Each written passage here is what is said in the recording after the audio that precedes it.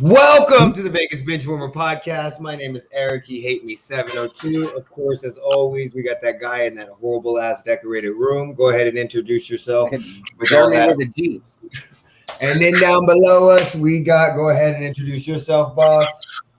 Lamont, I've been on here a couple times. Here to talk sport. And then we are going to have shortly. Devin will be joining us. In case you guys didn't see it before, didn't see it at any point in time, we did do a 3-hour NBA debate podcast on last Sunday. We did one. We had a couple YouTubers, Devin, Jeremy. We had a lot of fun. Go ahead and watch that. At some point in time, I will be cutting up those videos and putting them out, but not anytime soon. So first up, we just gonna get right into it. Where the hell's my banner? The fight that set boxing back 20 freaking years. Jeremy, you start because you rarely talk. I mean, fight was all right. It was, look, I text Eric after. I was like, I know we didn't pay for the fight, but let's get our money back. You did. It was okay for what it was, but it sucked at the same time. True.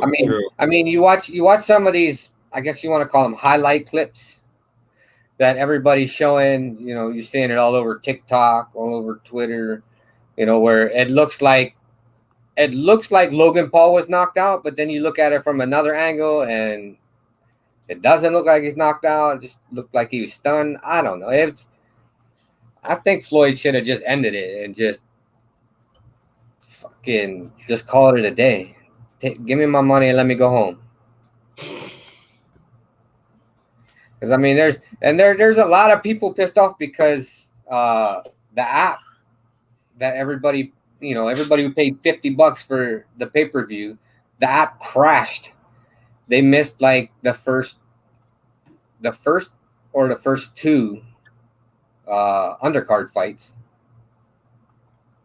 Wow. So they like one of the guys was on the phone with the CEO of what the fuck is that company? Who was the place that produced it? Showtime? Yeah. He was on the phone with the CEO of Showtime, and he was like, they're getting it fixed. It crashed. There was too many people. Like, how's there too many people? You know what you got? You got one of the greatest boxers in the world ever, and you've got a YouTube sensation. How do you not expect to have that many people flood that app? Because they didn't I think they thought, because a lot of companies do this, they think that their shit is set up. Look, damn, 2K's been like this forever. Like, they think they do servers are just bad. They think it works, and then for some odd reason, instead of making sure they're over, like let's make sure we have excess amount of server, but I don't know the shit I'm talking about. I think this has happened with them multiple times. This isn't the first time. It happened with everybody. Happened with Pokemon Go. Fucking Pokemon Go. It did. Right. In New York, they had the biggest Pokemon Go thing, and it crashed. Nobody could play. If you play 2K, you understand about servers. Like, Park After Dark never worked. It happened during the Mike Tyson fight too. Huh? When I was servicing, I used to take calls for Comcast, and when the Mike Tyson fight happened, everyone called in and they said, "What I ordered, it's not working. I don't know what's going on." I'm like, how do y'all not plan for this? Like, it happens over and over. Yeah. I just think, again, instead of them, I don't know anything about technology, but instead of them making sure, like, if I was running a food store and I had a whole bunch of people, I have an excess amount of food. Instead of them making sure they have excess amount of whatever they need on the server, they just go, we'll go with the bare minimum, and then we can fix it later because we already got your money. Ha, ha, ha, ha, ha, suckers. That's 2K. Welcome! Hey, what it do? There we go. We're talking about the Floyd fight. Did you watch that? Sorry, what was that? The Floyd fight? I saw the highlights, quote unquote highlights. All right. So, what do you think about it, Lamont? We'll go with you next. What do you think about it? Man, so of course I'm not gonna pay the money to watch the fight. So as soon as the fight ended, I hopped on YouTube. CBS posted the full fight, so I just started watching it.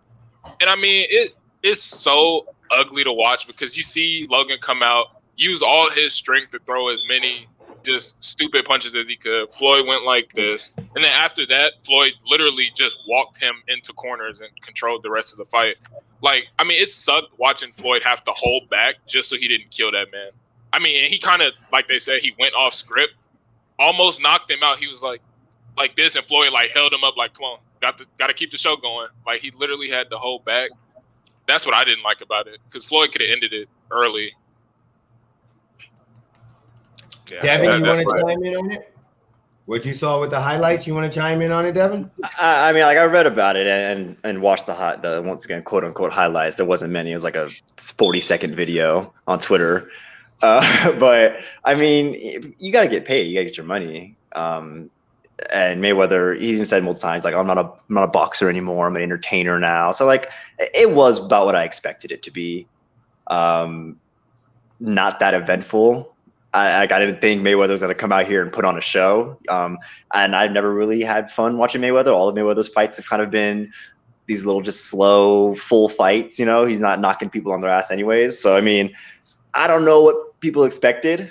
And then, like, of course, Mayweather, he's one of the smartest boxers in history. So, of course, he's not going to come out here and knock him on his ass, because that's, you know, the guy's what, 4 inches taller, like 30 pounds over him.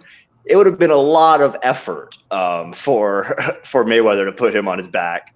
And at the end of the day, I mean, the longer the fight goes on, the more he gets paid. So he did what he said he was coming out to do. I'll say that. And everybody literally called it out as a cash grab, and people still exactly, yeah. That's what I mean. Yeah, like, everyone knew. Anyone who knew Floyd Mayweather's mindset going into this fight knew he wasn't coming out here to prove something. It's Logan Paul. Win or lose, he has nothing to prove. Exactly. If he had something to prove, he would have put it on the official scorecard. They would have had real refs there, you know? So he literally got beat up by another YouTuber. Exactly. That's about that's about where it's at, you know. It was about what I expected. Man, I watched it live. I didn't order it because I don't order. I mean, don't get me wrong. I would order Deontay Wilder versus Fury. I would order Spence versus Pacquiao. I'm not ordering a celebrity death match or a celebrity showdown, whatever they want to call them. I'm not ordering it. Really? I don't believe that's true. I think with the right celebrities, like if they got Stallone in there and had him fight someone else really old, that's too old people fight. If they got Stallone and Schwarzenegger, I'm not paying money. Yes, to you see would. 70-year-old men fight each other. You're a liar. Hug each other. They're just gonna hug each other. Now, if they got Rocky and Apollo Creed, then that's a totally different story. I'm paying money all day long, but Stallone, no, I'm good. But this is like, I don't mind. And what's up, Rich Sports? How you doing today? Make sure you guys go and check out his YouTube channel. Very, very good. He covers soccer or football, like they call it, and very informative. Very, very informative. But I don't have a problem with celebrity boxing. I have no issues with this at all. Is it a cash grab? Yes, we all knew that. They were there to make money. So, I mean, they put on a fight. They got in the ring. Logan Paul can literally say he got in the ring with one of the greatest boxers of all time and survived 8 rounds. Floyd could have stopped that fight at any point in time past the 4th round. At any point in time past the 4th round, Floyd could have literally knocked out Logan Paul. Paul was gassed. It was, just like he did with Conor. Just like what he did with Conor. But it was entertainment. This is what bothered me. Logan Paul was 40 pounds heavier than Floyd at the weigh-in. He was 44 or 34 pounds heavier. So, you know, by the time they came into fight, he was 45 pounds heavier. And, like, he went out there with his horrible little jabs and his horrible little crosses. And then for 4 rounds, he laid on Floyd. Like, literally laid on him and bear hugged him. And, of course, Floyd's weighs more than me, but he's like, my size, realistically. He can't fucking get him off of him. So it was one of those things where it was like, and then you talk shit afterwards and say, oh, we won. And then you got all these Logan Paul little guys. Yeah, Logan Paul stands going, oh, 50-1. Jake Paul coming out going, oh, 50. I don't like that, because if you watch the fight, you could just look at it and go, that even if they did scorecards, there's no way Logan Paul won that fight. Yeah. No, he didn't even dock points for grabbing. We've been told 17 times, stop holding. Stop holding. So the reason why I say it has set us back 20 years in boxing is because of casual fans. Casual fans that get in and watch boxing, they jump in, don't know what the sport is, and expect that's what it's going to be like. And that whole fight card wasn't good. So don't get me wrong, the Hurd fight wasn't bad. I can't remember who the fight was before the main event where Badu Jack, where he knocked him out. But I mean, Chad Johnson versus whatever his name was, Maxwell. That was like that whole card. Like you had to. But at least Chad Johnson got in there with a real boxer. Brian Maxwell, he's not a boxer. Yeah. He's a combat sport guy. Buddy, did you see the punches he was throwing? Don't you ever disrespect boxing like that. He literally did this.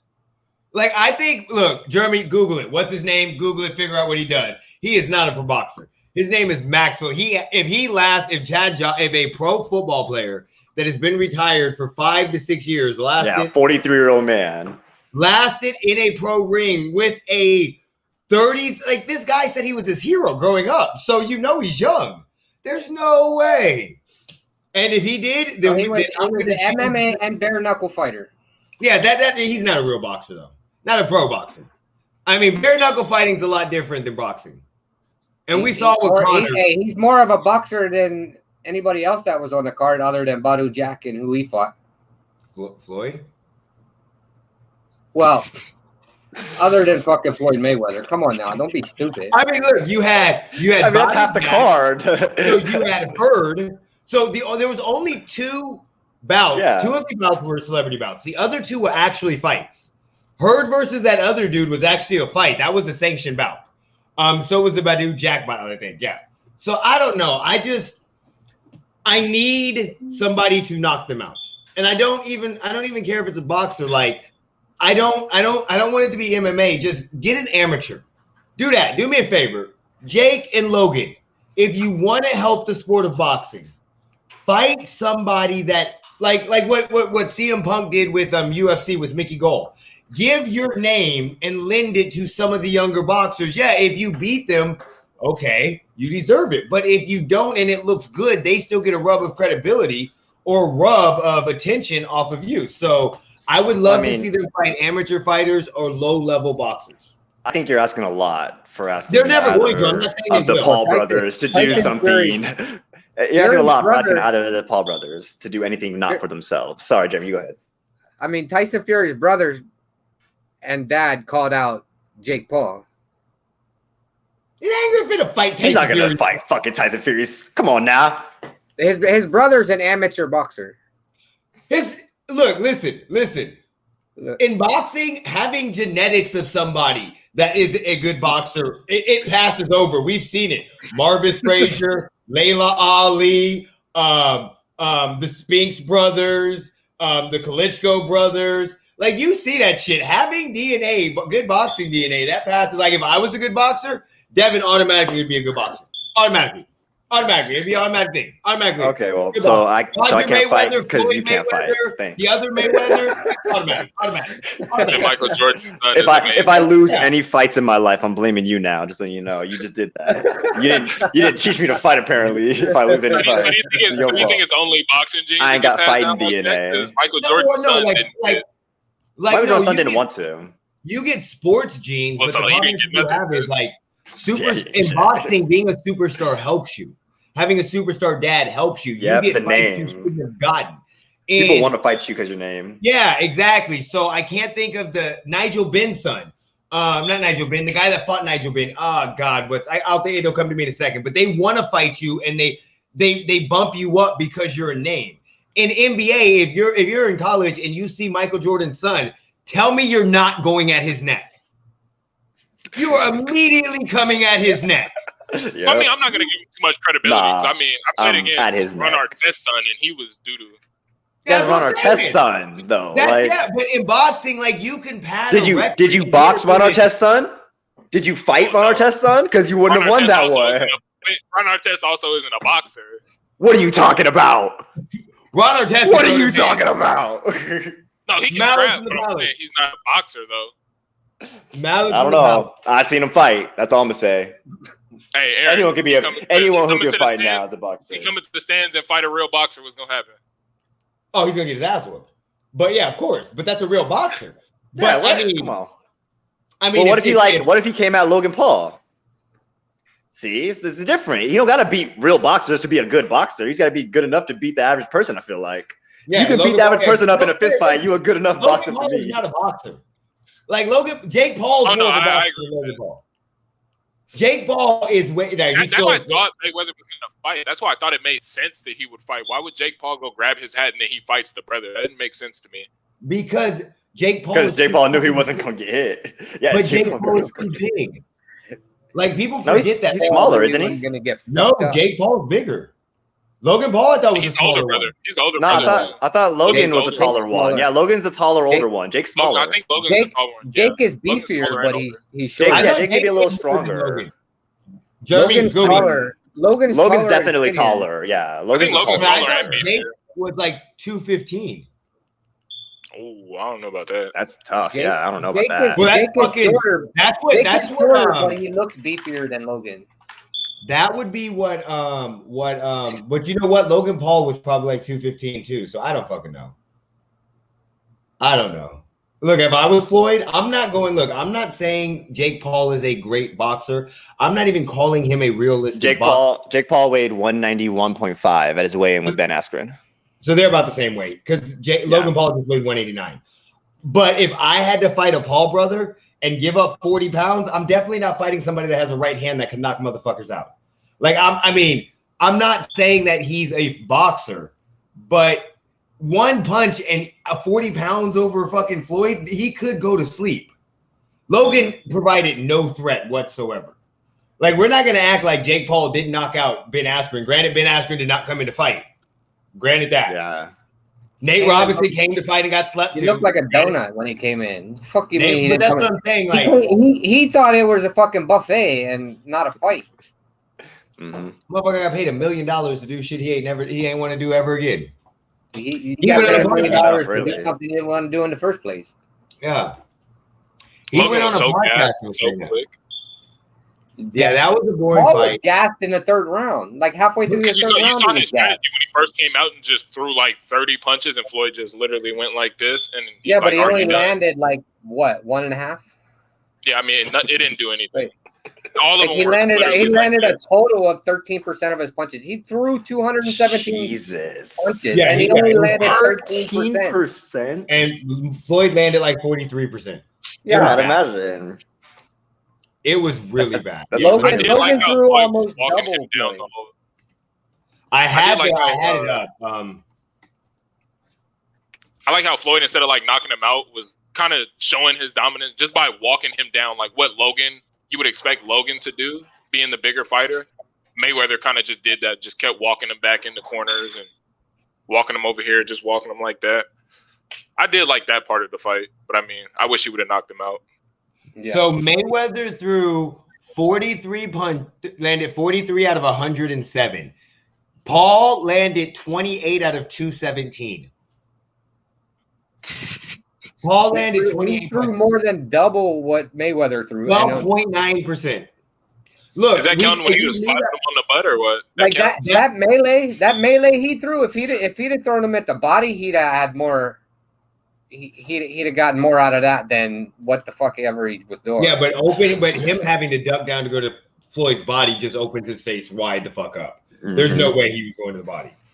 Yeah, he thought he was going to hit Floyd. Uppercut right there. Yeah, he thought he was going to hit Floyd, and that with his power, he's like, I'm gonna land one. That's why he went on just threw so many punches, not knowing that motherfucker is a master of the science and does not like to get hit. That's why. You've been in 50 fights and don't have a mark on your face. YouTube, stop it. Yeah, no. So like no one. I feel like people were expecting too much. Like it's Floyd Mayweather. Like he's not going to come out here and lose. Yeah, same thing. Like, these are not people with something to prove anymore. At the end of the day, and Floyd even said, I think Floyd got like $30 million before the fight even started. Just by sponsors exactly. So like he. Like I don't know, a lot of people are let down. I understand because it's an event, but I mean, you got to gauge your expectations, bro. That's the kind of. I need to figure out how he did that. He had 9 sponsors on his shorts and made $30 million. So, do you know, like, because Floyd has a price tag, he doesn't go to sponsors; they come to him. But yeah, Floyd has a price tag. So if he will sponsor your shit. if you meet his price. Yeah, no matter what it is. Yeah. So for a certain spot, like it may have cost one person 10 million for the biggest spot, and then he just auctioned off the other spots. Yeah, and trust me, Jake Paul and Logan Paul paid money for Floyd. They're going to discuss that. Floyd has a price to get in the ring too. Floyd's getting double paid on that shit. Mm-hmm.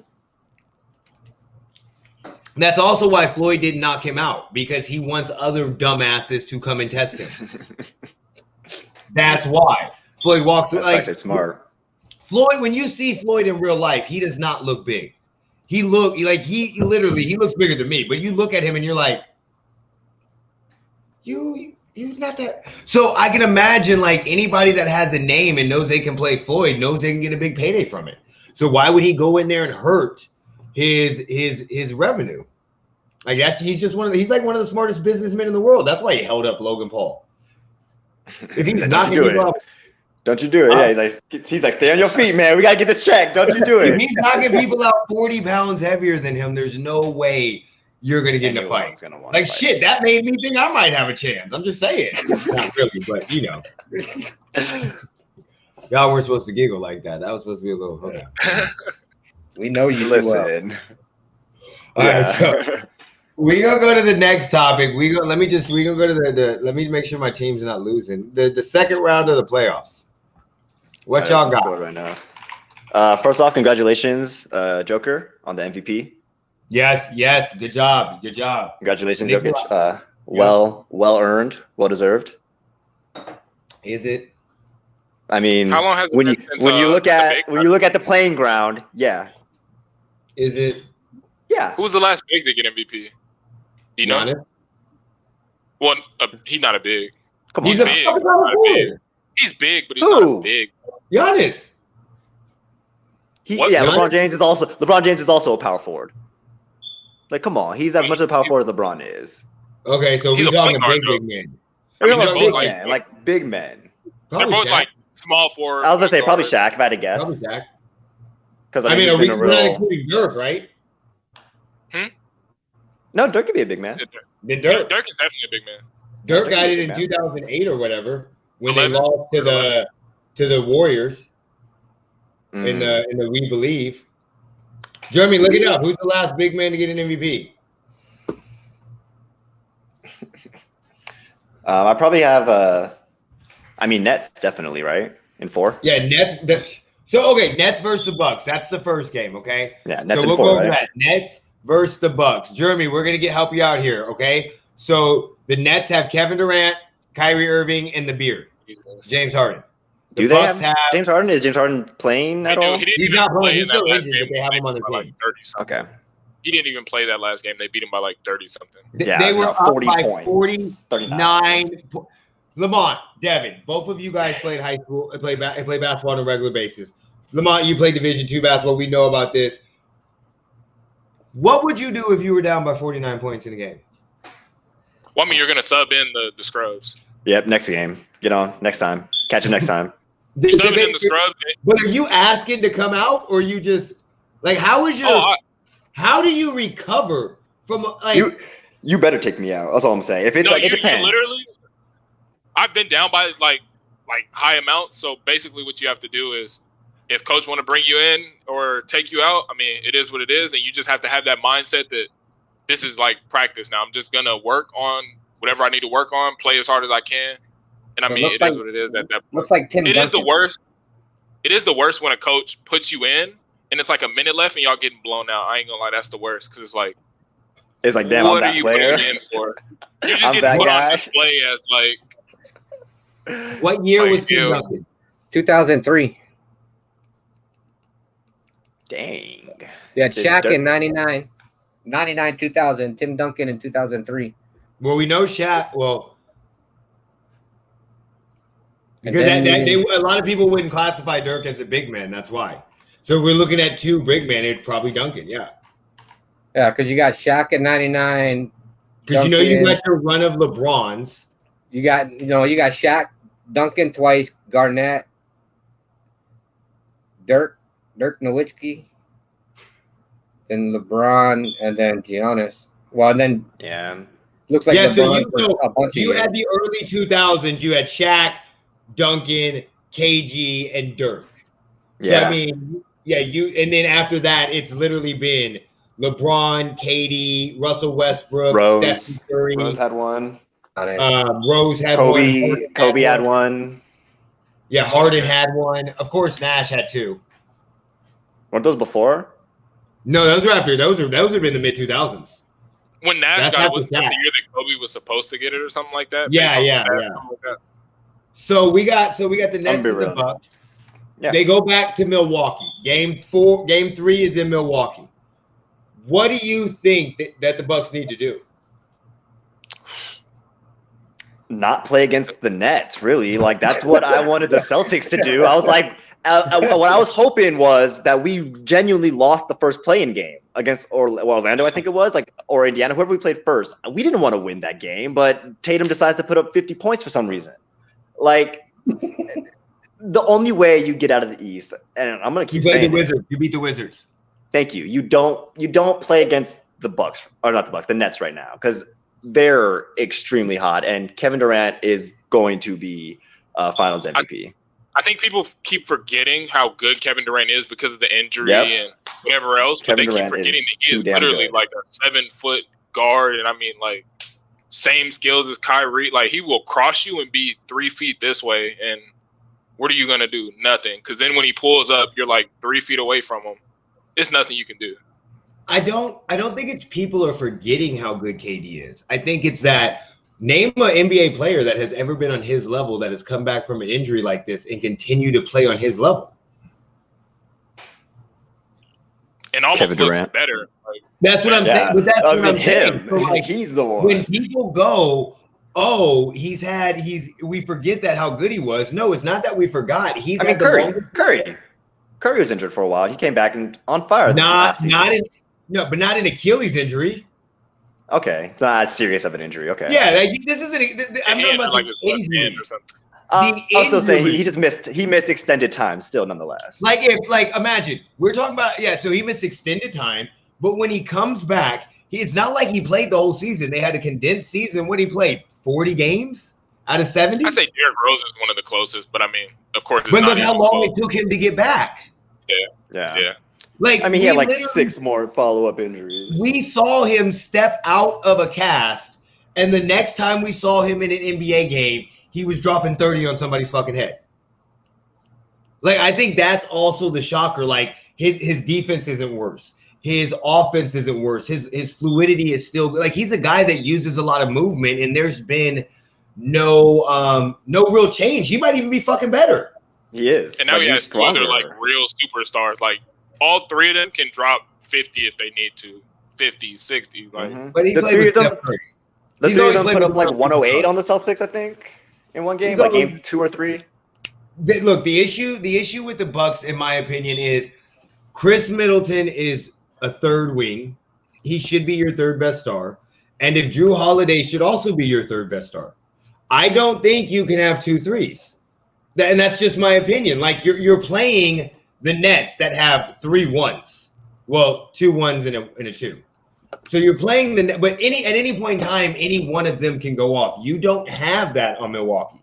Drew Holiday against superior talent, yes, he may go off, but when you also have to guard somebody on the other side and use a lot of your energy on defense, are you going to be able to get your shot?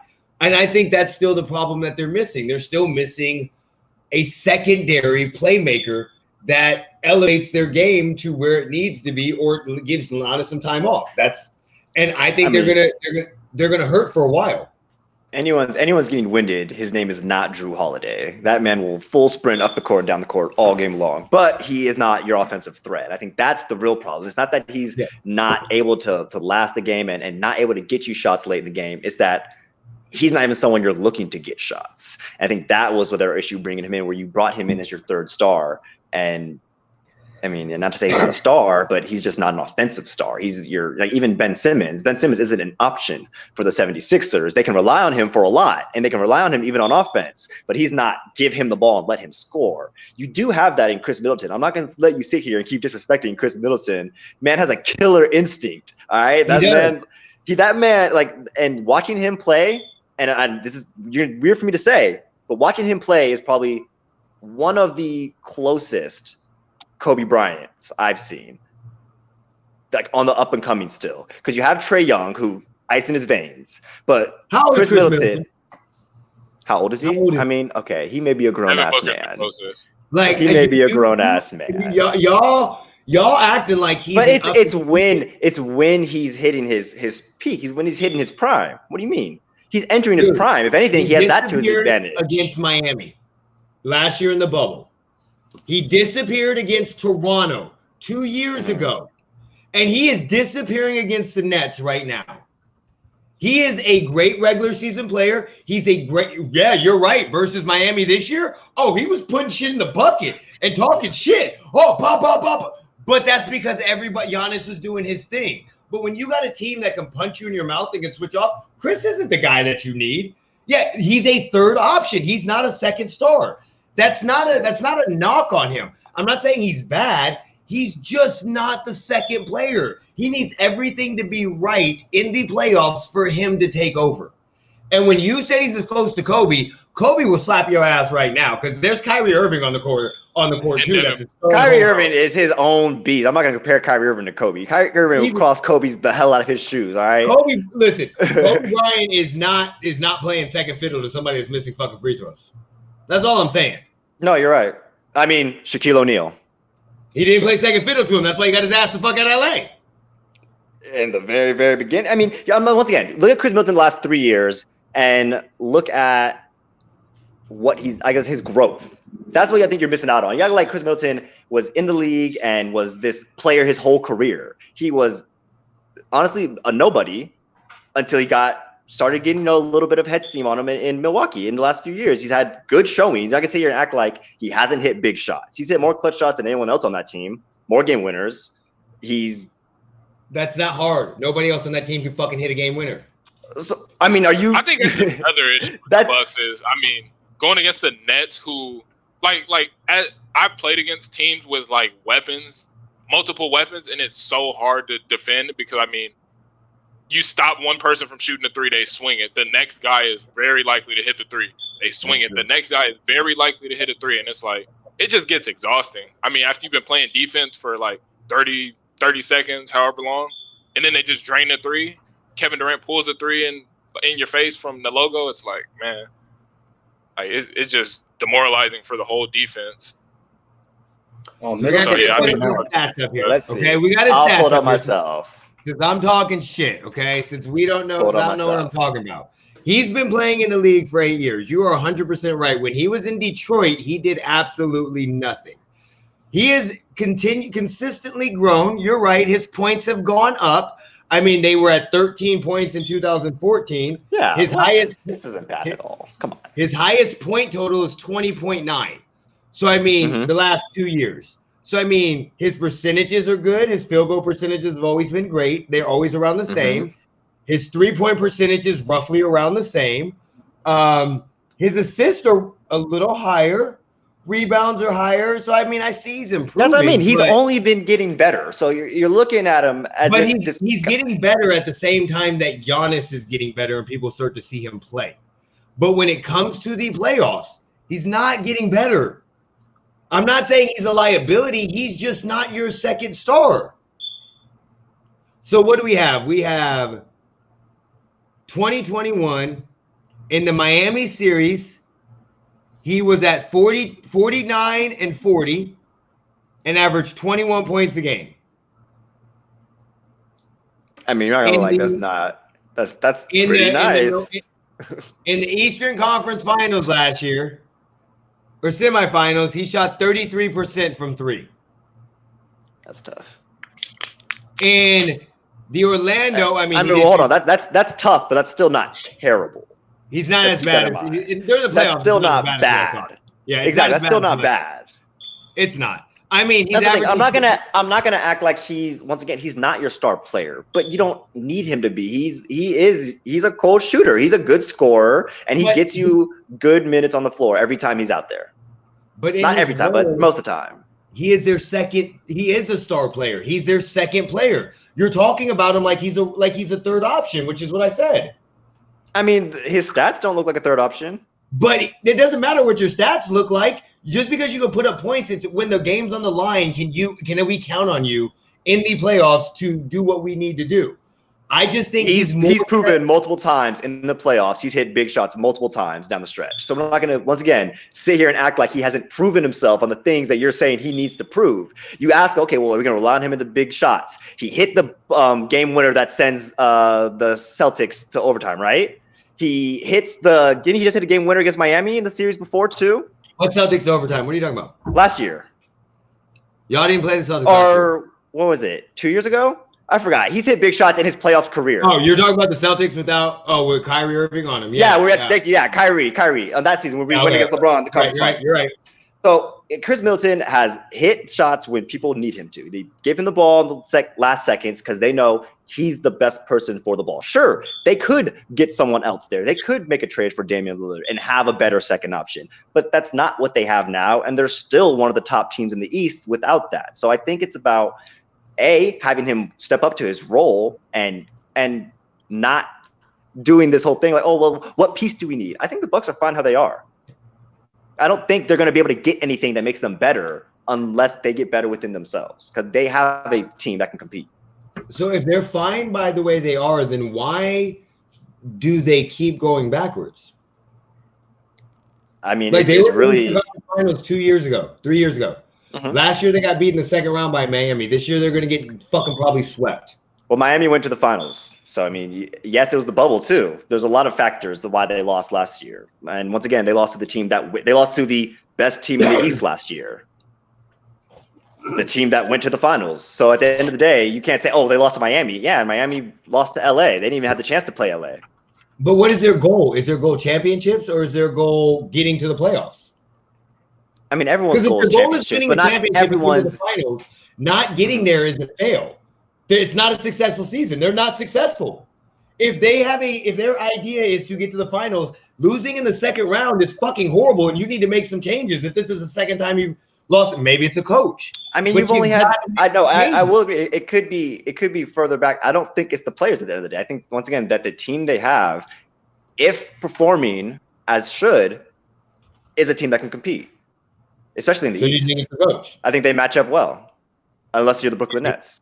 Well, again, the Brooklyn Nets would sweep everything. They just got fucked. They just got unlucky by getting the seeding that they got to face them. Like that's, but I just don't. I don't know. They're always a team like, oh, they're winning 60-something games, and they underachieve. I mean, we could say the same about 76ers. What does 76ers need to do then? We fucking did it. We fired our coach. We tried to get another coach. We redid our team and traded tons of fucking players and undid moves. We actually did make moves during the offseason. They got Drew Holiday. They made a move. 2 years ago, they got Eric Bledsoe. So, like, they consistently are making moves.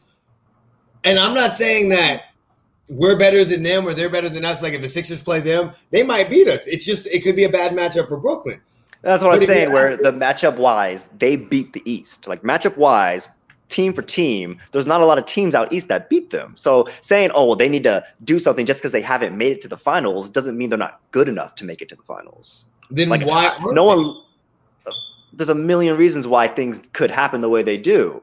We don't have, if I told you 3 years ago, LeBron is going to be in LA and Curry is still going to be in Golden State, but neither of them are going to go past the first round, you would say, how? It's impossible. So anything can happen that leads to these teams falling where they do.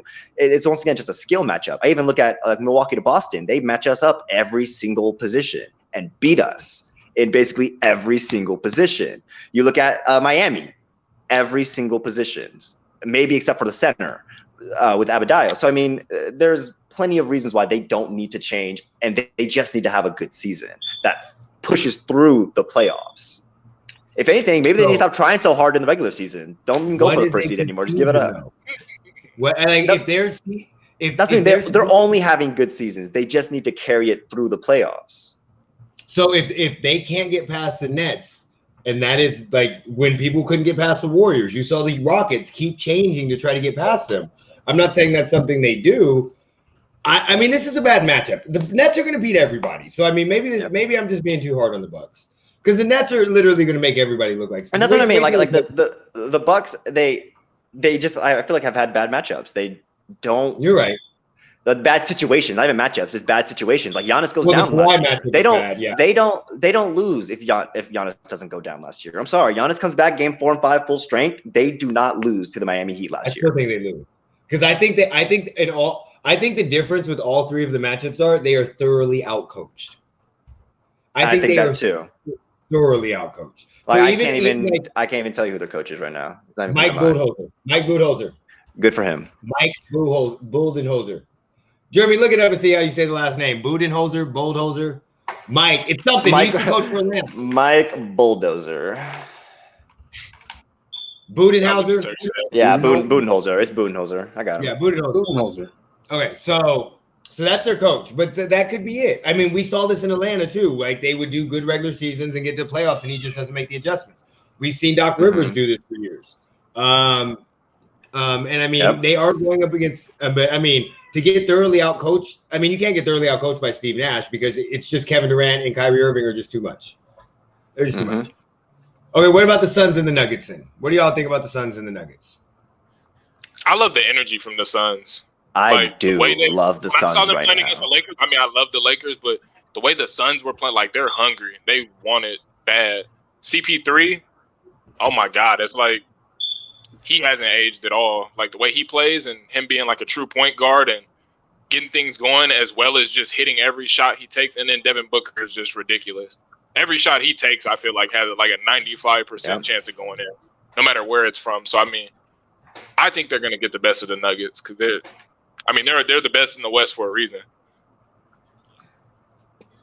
Yeah, same. I mean, Phoenix are hot right now. There's no way that I feel like the way that they're playing, and the head they have on their shoulders, like they're hungry. Like Lamont said, they're coming to kill.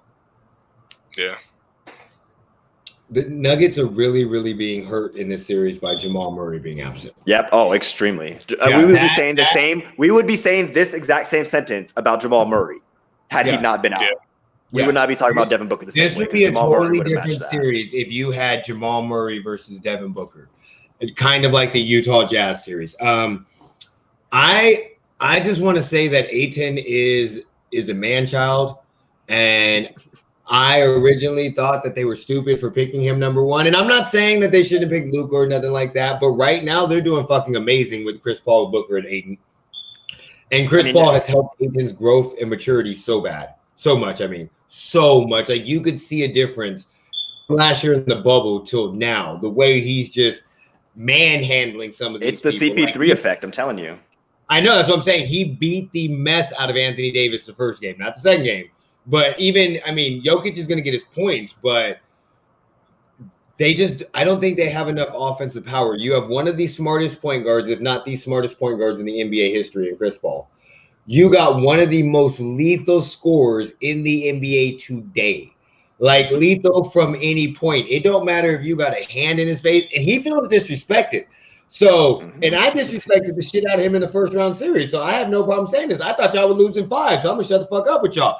He showed up in like a 1969 El Camino with dubs to the game. Like that's, when you come in an old ass fucking hood car that looks pimped out and shit, you coming to do some damn damage. You just visit exhibit on Pimp My Ride. He was coming, and he just seems like he is he's on a mission.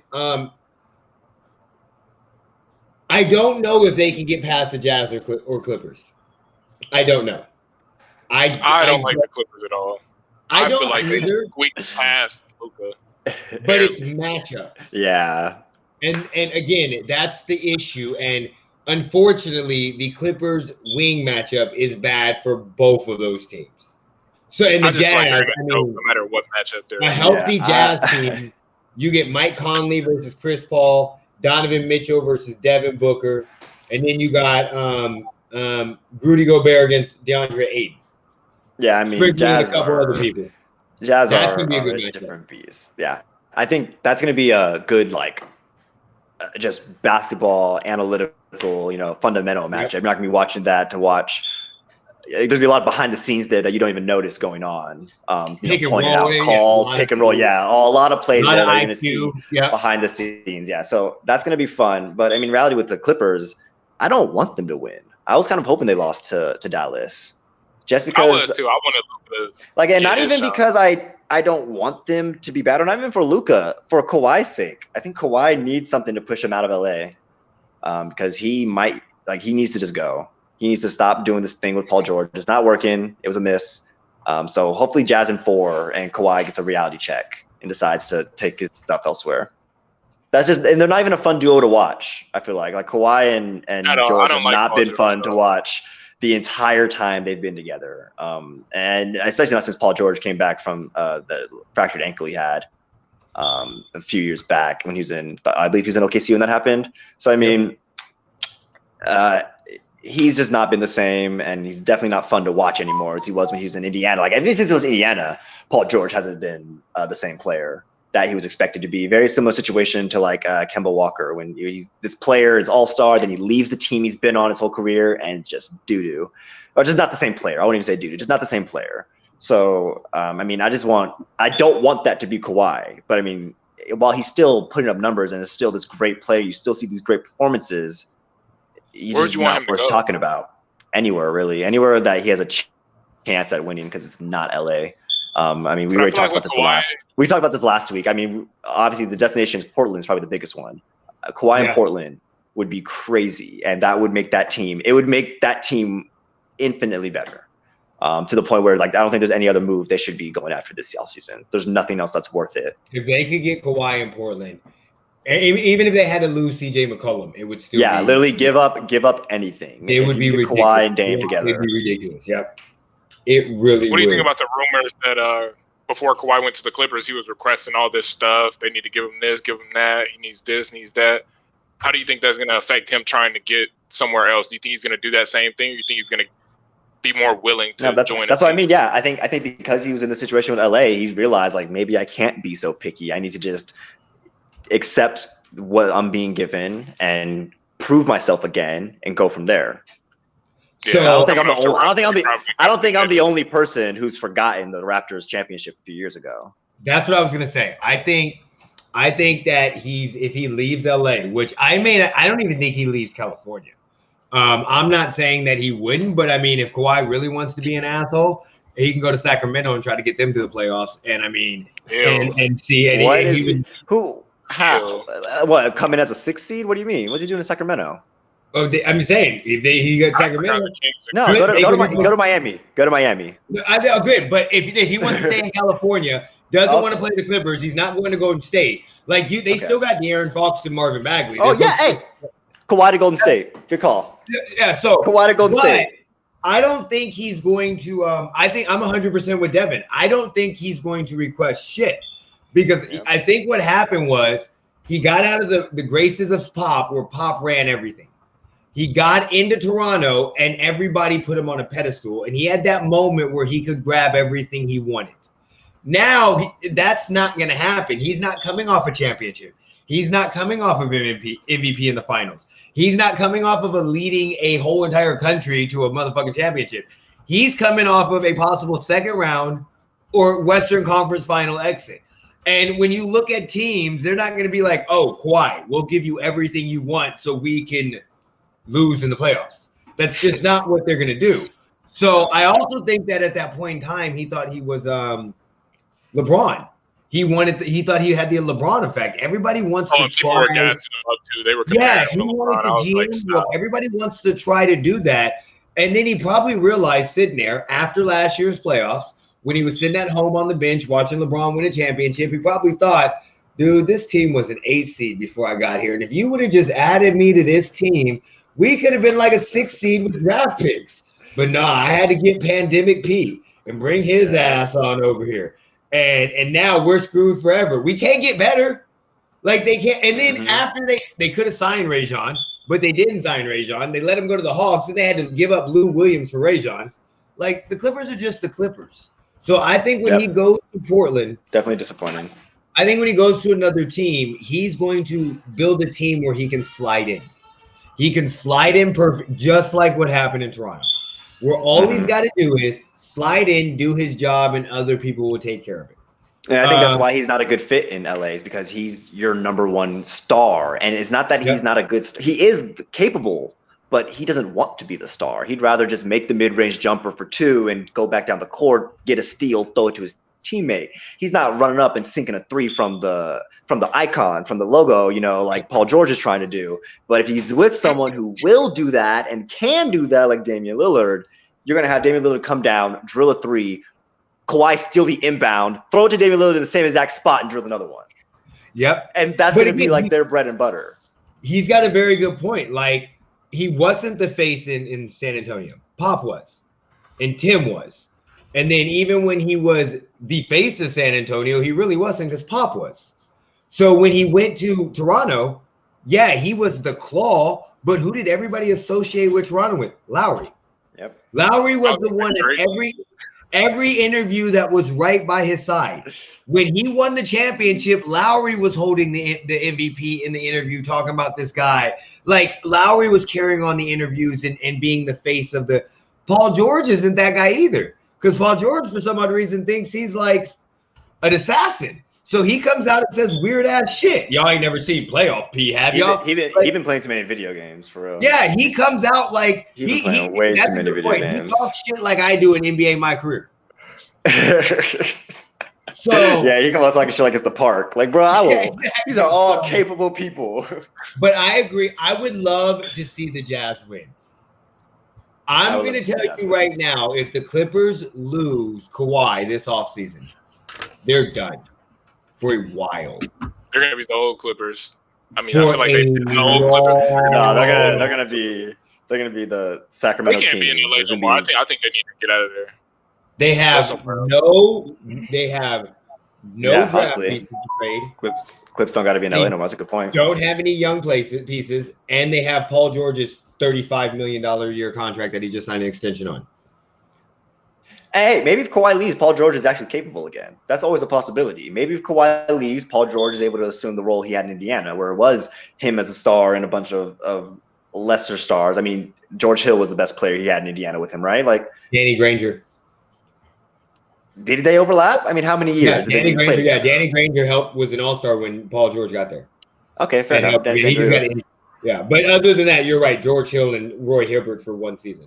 Yeah, exactly. So, I mean, maybe in this situation, if he's in LA without Kawhi, maybe they're better, actually. No, not a better team, like record-wise, just better for the team. I don't even know, man. Kawhi's not a fit there. I just don't want to see Kawhi. Yeah, I agree with you. It's not a fit. It's not a fit. Not a fit. They're Kawhi not didn't even go to LA. Yeah. He needs to stay somewhere like San Antonio. Toronto, look, he was a little too excited for him too. That's why I don't want to see him go to like Miami. I would love to see him go to somewhere, like I said, like Portland. That's not too excited, not too crazy. Even though I know Portland, they don't have any teams. I think isn't they only have the Trailblazers? Yeah, but they also have a fan base that is ridiculous and will love him, but he can go out and be himself. Yeah, he can walk to the Starbucks and no one's gonna. Oh my God, Kawhi Leonard! But again, the media is not going to be the same because we forget. The media wasn't all over Toronto until they started winning, until they beat the Sixers. I mean, not talking shit, but they were always talking about load management. That's all they talked about with Toronto. And then they started beating and then they were like, whoa. And then they went on to beat the Bucks, and they were like, oh shit, they're real now. So it was like a 2 month thing when people started jumping on them.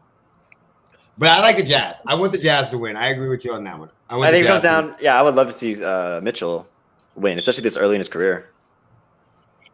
I just think the Jazz and the Suns would be a better matchup. I would love to see the Jazz and the Suns. I'm talking about Jazz all the way. I think Jazz win all the way. I mean, nobody's beating the Nets. Stop it.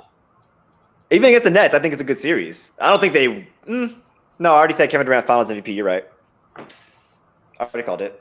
They're beating Milwaukee by 49 points at some point. Okay, and the Jazz. The Jazz have the DPOY. They don't. The Jazz have Rudy Gobert. They don't worry about losing by 40 points. That's not a thing they do. What's Rudy Gobert going to do when all three of them motherfuckers can shoot? They're nothing but shooters. You got Harris, Kawhi. You got Harris, Durant, Kyrie, Harden. Why am I drawing up? I know they got another damn shooter on there. Harris, did you say Harris? Did you say Joe Harris? Joe Harris. Joe Harris is a cold man. He's motherfucking what's his face from Duncan Robinson. They This ain't worried is white, about this going white in dude that looks 30 years there older than he actually is and can shoot like crazy. and moves like a turtle. Yeah, and doesn't even, Hey, he don't even be running. He be slowly Korver. coming off screens. Yep, Kyle Korver. In your opinion, who wins, the championship Heat or the Nets right now? Nets. Wait, what was the question? Championship Heat, The like Nets over the LeBron, Miami or the 13 or Miami. the okay. Nets right now? I'll So say this- championship. Okay, I mean, This is the reason yeah, why. Nets. This It's is a whole the different reason NBA. why. The Nets have better supporting cast. Blake Griffin is better than any Oh, I player forgot about Blake. Jeez. Miami Blake Griffin. I had can't on stand their Blake Griffin. had on their team. I DeAndre cannot Jordan stand is Blake better Griffin. than any center that they could match up against. Like, Oh, I and I'm not forgot saying about him. yeah. Jesus. What is it? Joe Harris is better than any shooter. They had Mike Miller. Like, did you remember the supporting cast? Shane Battier, who most of those players never played in the NBA again.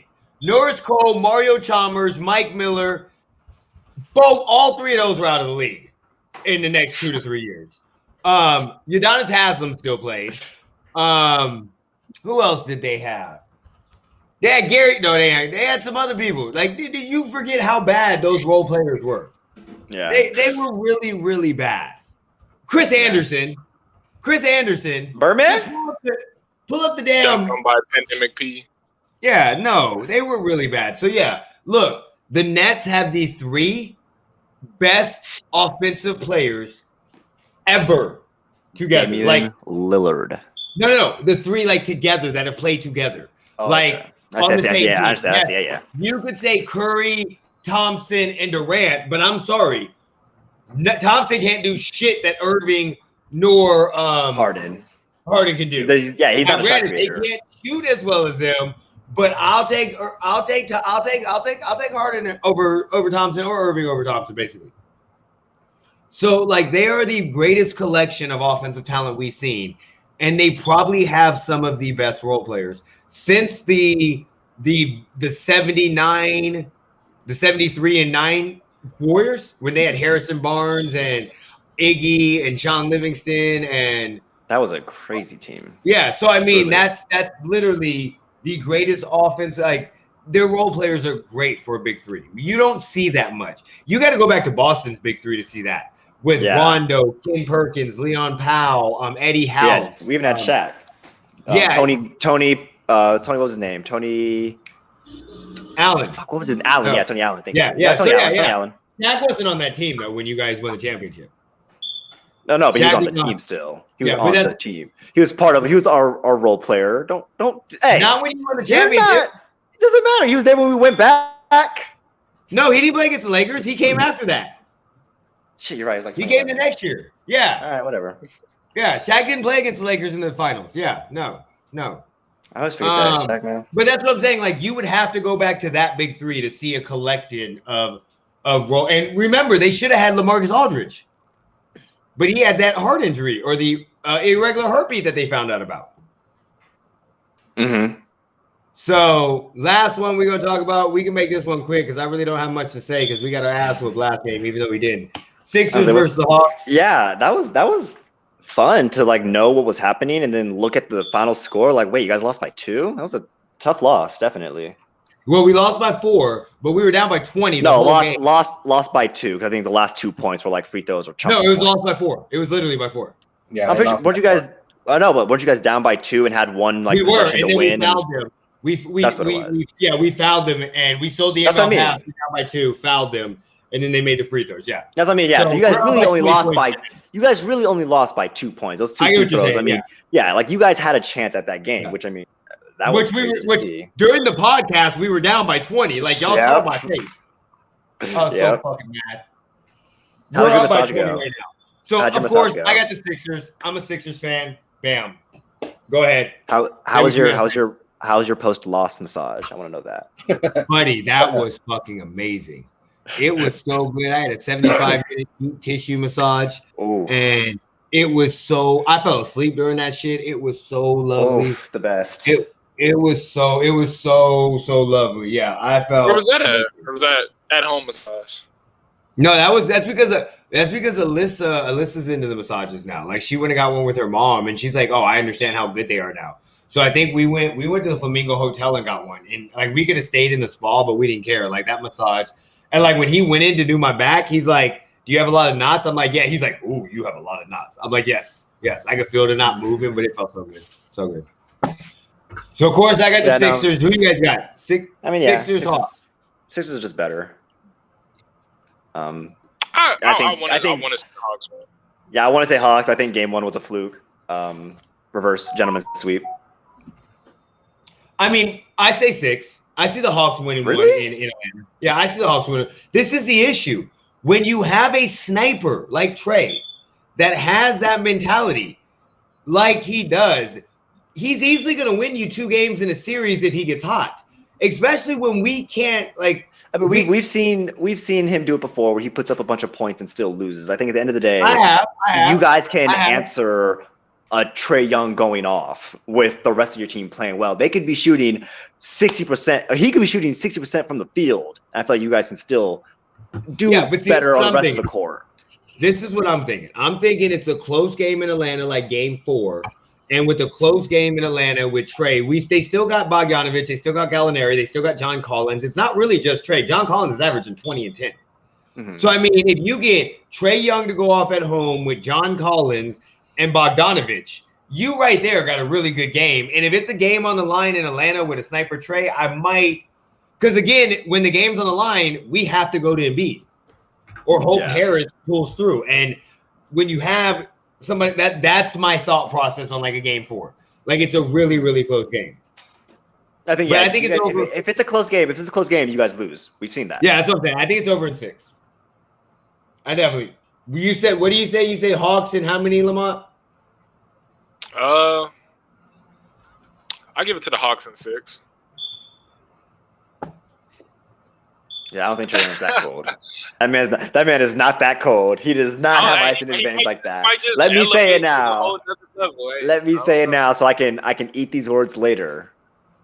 Trae Young does not have ice in his veins like that. He does not knock out the 76ers. The problem that you have with Trae Young, they will put Ben Simmons on his ass and it will be done. That's what I was about to say. Now, as soon as if he gives us too much, you're gonna see LeBron, just like you saw it with Derrick Rose. You're going to see your best defender start to take him when they can't stop him.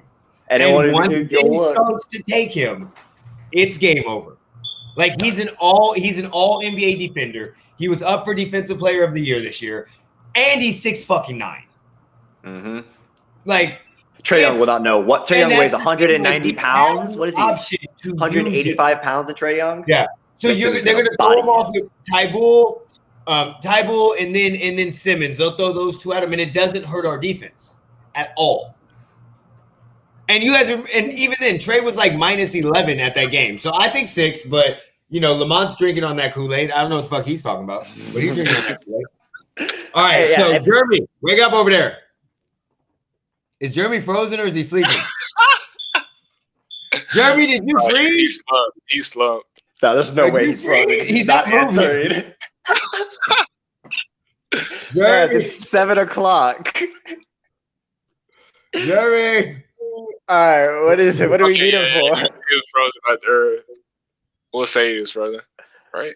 Yeah, I'll wait till he jumps back in because he was dog. Dude. I get text message or phone calls. Yeah, he was. He got a text message like, "Hey, I'm going to sleep, bro. Don't even say no." What's this next one? Okay. Julio Jones trade. Yeah, because Jeremy's he cares more about the Knights. That's his I was gonna have to look some stuff up because I don't. Yeah, Julio Jones got traded to the Titans just a couple days ago. He got traded to the Titans for nothing. Yeah, Julio Jones and a 6th round went to the Titans for a 2nd and a 4th round for literally nothing. My Wi-Fi went out. Oh, dude, you look like you. You look like you were asleep. You look like you were. It just like propped up on your arm.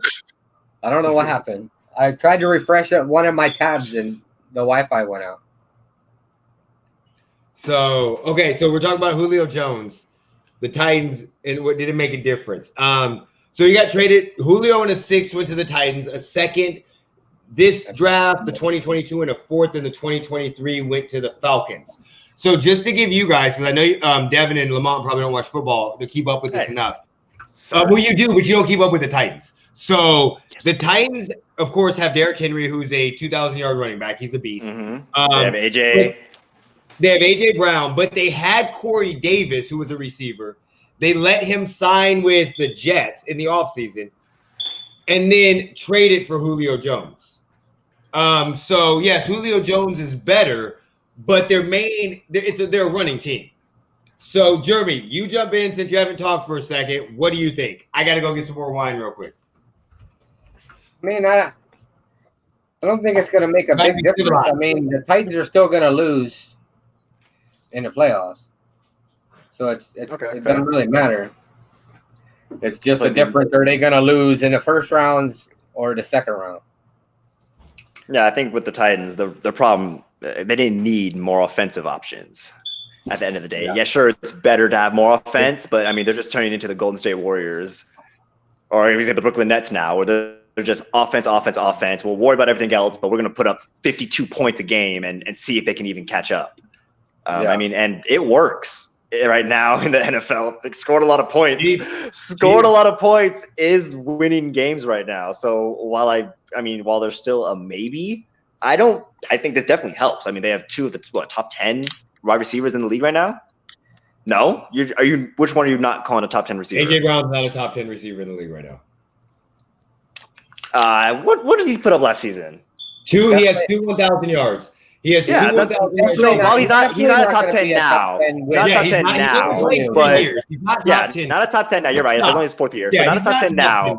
But I mean, give him 3 or 4 years, especially with Julio Jones coming in and being sort of a role player, mentor figure for him. He even said, AJ Brown said multiple times, like, he wears the number he does because of Julio Jones. So you look at his growth that's going to come from this. I mean, if they start throwing the ball more, that team is like, they have the options now. They don't need to run the ball 2,000 yards a season. They can do definitely, or they don't need to run it back to put up 2,000 yards a season. They can diversify their offense a little bit.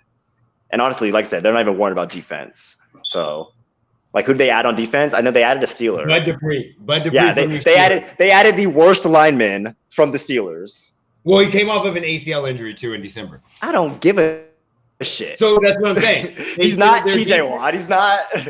Their defensive ad was a guy that it literally came off an ACL injury. They're going to score 50 points and give up 59. No, this is. I mean, who's putting up 59? Who's putting up 59 points on them? The Chiefs. Like three teams in the league are putting up 59 points on them. So I think the Chiefs. Yeah. Yes. Okay. Listen. If you want to go down the list, if you don't have a defense, it doesn't take much to put up fucking 40 points in the NFL. Trust me, we've been in shootouts with teams that should not have that much. The Falcons put up 40 points on the Raiders. And the Raiders against the Chiefs. Yeah, you don't have to. Lamont, so it's about outpacing them. What do you think? About the Titans and the trade? Mm-hmm. I mean, I honestly watched zero football, but I mean, yeah, I don't even really have input on that one. There we go. Okay, so this is my thing. I think it changes a lot, but I don't think it changes a lot for the right reasons. Everybody's looking at this offensive juggernaut that we're about to have because you have two receivers really. AJ Brown that put up 1,000 yards and Julio Jones that if he didn't miss 7 games last year would have put up 1,000 yards. I don't think he's put up 1,000 yards in the last 3 seasons because of injuries. But you have him, and then you have Derrick Henry. This is the thing that I think is going to hurt him. 1,400 yards, 2019. Yeah, he has he has over 1,400 yards every year since 2014. Okay, 1,600, 18, 14, 14. I thought it was 2 years that he was injured that he didn't put up. So it was only last year because What did he put up in 2020? Well, it was 2013 and He put 2020. up- He didn't put up 1,000 yards. Okay, all right. 11. Okay, so maybe that's what it was. I thought it was 2 years in a row, but maybe it was 2 years over his career. So, so this is the issue that I have. They ran based off of play action. When you have a 2,000-yard runner and you can play action the fuck out, you have to put 8 people in the box. You have to stop Derrick Henry. So A.J. Brown and Julio Jones had a lot of one-on-one or Corey Davis had a lot of one-on-one matchups.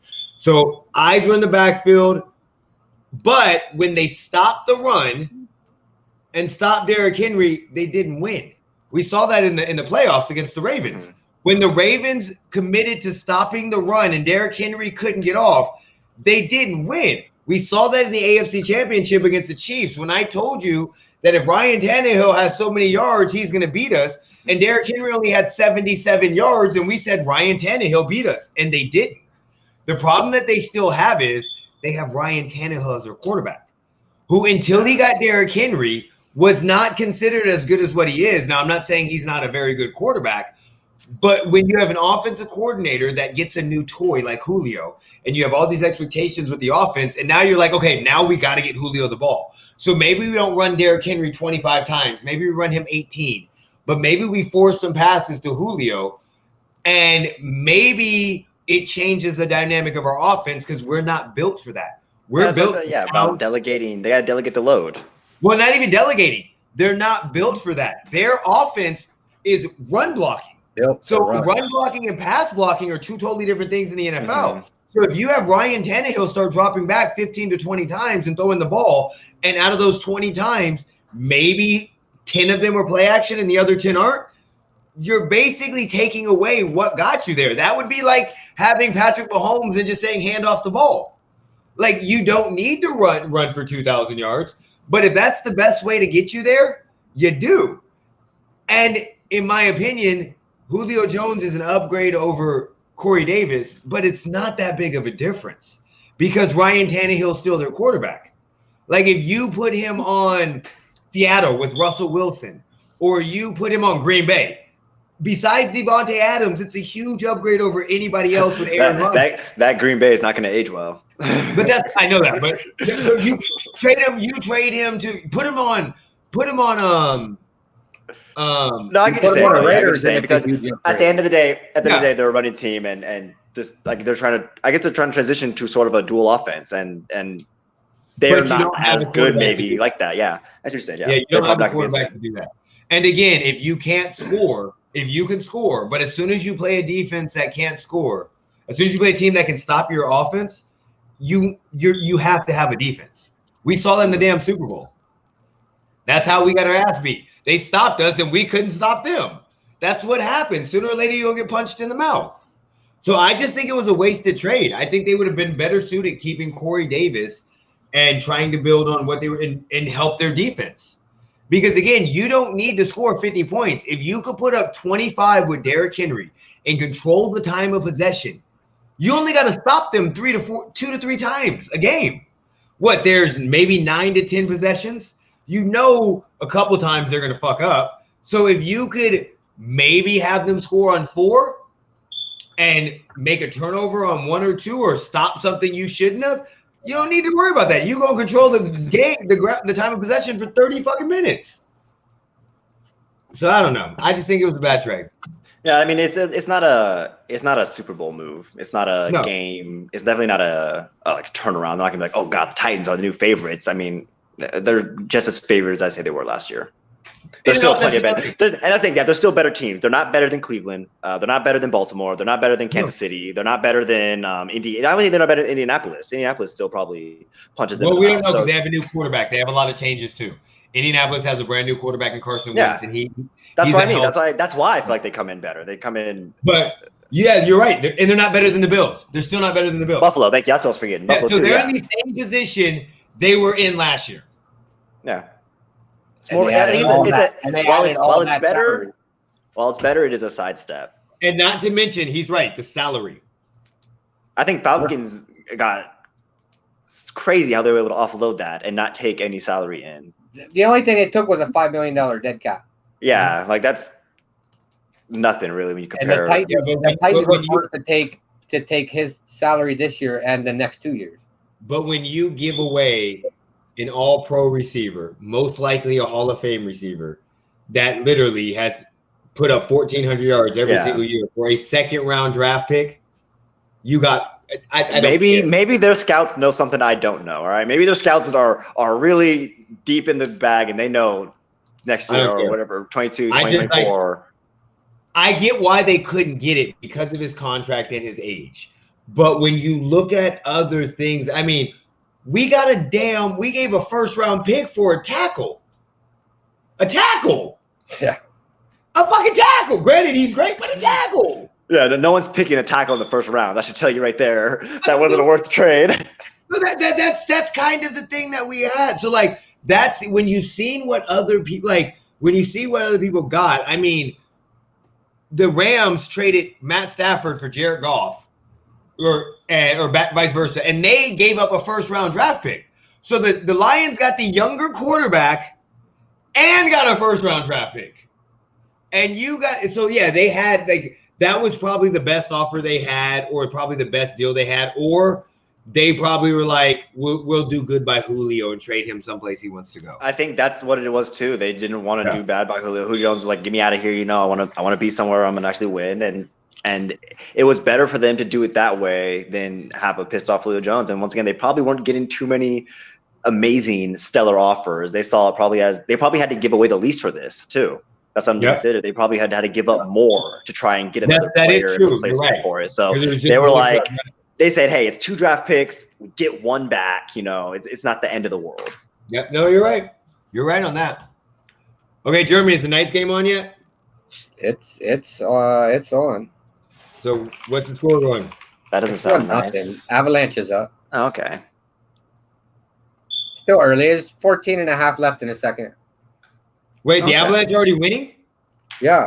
It's 14.5 minutes left in a second. Who's in the goal? Fleury. After that 7-1 loss that the Knights took, they put Fleury in the net, and it's been Fleury the whole time. Look, I know it's only 1-0, but that bothers me because they're playing in Colorado. We don't play good in Colorado. It don't bother me because the way it's happened every other time we play in Colorado is Avalanche goes up, then we tie it, and then after we tie it, then we shit the bed. Okay. So let's just hope the Avalanche's coach calling out his entire team put the Avalanche on a fucking downward spiral, and the Knights can pull this one out. Because it's like we talked about earlier, what I'm afraid of is the Knights losing tonight. The next game's at home in Vegas, which they should win because they have a great record in Vegas. And then Game 7 is back in Colorado. Yep.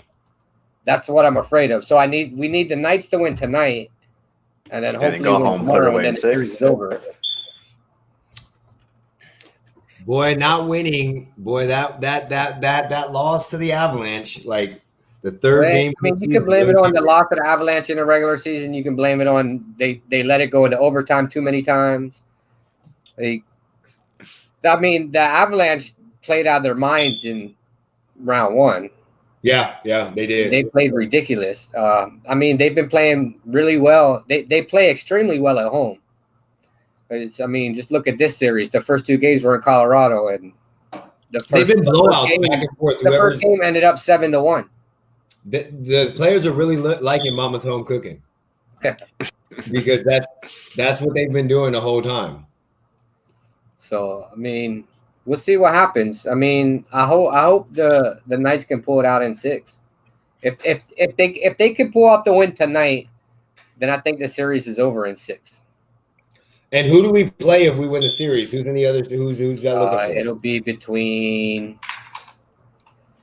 Boston and the Islanders, or no, we either play Winnipeg or Montreal. And what is that? Is that the finals? Yeah, because they did it weird this year. That's right. I forgot about that. They did it really weird. The Canadian teams played in Canada. Yeah. But they got approved to travel for the playoff game after this. Just For like the- that is so for the crazy. conference Like the whole entire league redid its whole entire shit because the country was like, nah, y'all, American Giant coming. You ain't going to America Yep. either. Nope. Y'all going to Yep. other countries, but you ain't going to this one. Nope. I mean, isn't that what they did didn't they just kick Toronto out? No, NBA last year? No, Toronto could have played. They could have went, but they would not have been able to play. So No, what I'm saying, Toronto- I thought they No, said so- you can't play here. Yeah, you can't travel. Yeah, you cannot play in Toronto because you're going to travel back and Yeah. forth. They said you have to go stay in the United States and don't you Which dare come again, back. I still don't understand why Las Vegas did not put a bid in for that. It's the craziest thing to me. We should have. I mean, It would have just helped. We just need an NBA team, and as soon as we can get a team here, even temporarily, just someone who me and Eric talked about that the other day. Yeah, we go need, ahead, like, continue. someone needs to like start designing a stadium, and while it's happening, be like, hey, we have perfectly good stadiums out here, just something to get a team here for a little bit of time. Dog, would be great. we have 5. Yeah, I We know. have That's what I'm saying. We have 5 NBA caliber stadiums. Anything. Like they all play right? summer league here. We have No, T-Mobile. I mean We have MGU. The WNBA is doing us right. The WNBA's in the Aces. Love the Aces. Yeah, that's what they're doing us right.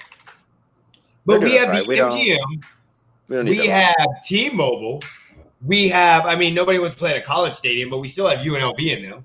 And they saw how quickly they put up Allegiant Stadium. Shit. Yeah, give us 12 months and a Give government us- shutdown. we We'll be got this. done. Did y'all see the new baseball stadium that got built? Is that It's what up they're there by building? downtown By, Summerlin. Oh no, I haven't seen that. What are they? Yeah, it we looks got like a they're- baseball It stadium looks like they were building a stadium or something. where Off the of Las like Vegas Aviators play. Yeah. no, not Yeah. there, not there. I've seen that though. I'm talking about like Yeah, down I think you're on the- talking about that big globe thing. Is what it's Yeah, called. big ass that's dome that thing theater they're building. thing. What is It's like a that? convention center thing, something like that. That's okay. what? It's called the Off, think it's it's off, supposed to it's be off like Sands. It's off Sands and like like Oh, Palazzo, it's right for the behind convention, Palazzo. okay. There's a It's big that ass big dome thing sphere they're thing. building. The big old Yeah. ball in the middle. Yeah, like we don't need, like, this is the issue. Once we get the problem with the NBA, which I told him, is Seattle's number one. That's NBA's number one goal, is to get a team back in Seattle.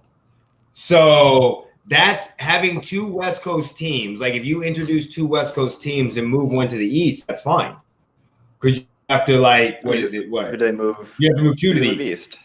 Oh, you can move Milwaukee. plenty of teams to the East, actually. Yeah, there's Memphis, plenty of teams that are New already East side. Memphis is one I Memphis- thought of immediately. Memphis was my first New thought. Orleans. Yeah. So you could move either one of them to the East and you'd be good.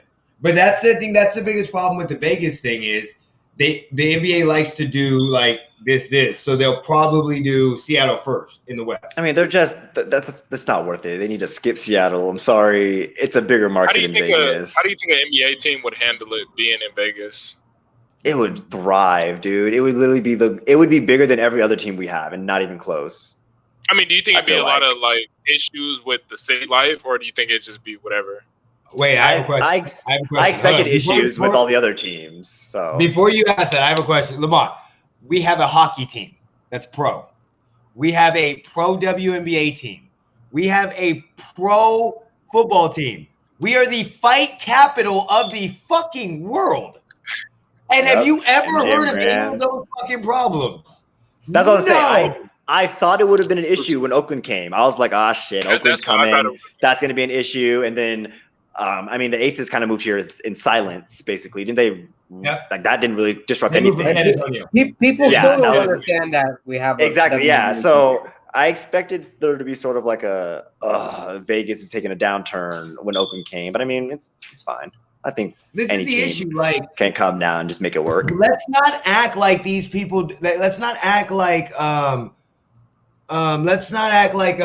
they don't come here any fucking way. Like, Hi, Stephen. LeBron has a house here. LeBron literally has a house here and trains here in the off season.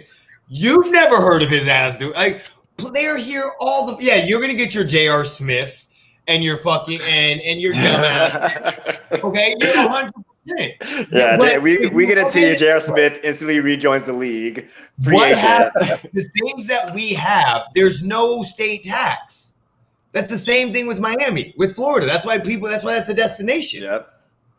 We cater the motherfuckers. They'll get houses wherever they want. Look at where the Raiders players are living. And that's what I was gonna say too. Like with the way the Vegas business structure is set up, like that we're literally begging at this point for a team, and they will be extremely profitable. They'll have a banging local fan base, and it'll just be successful. They don't even have to be good. They literally don't even have to be good.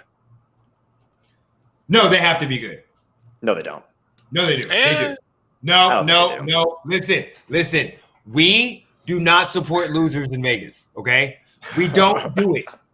Vegas does not. Yes, we do. People have supported UNLV. Who the fuck supports UNLV?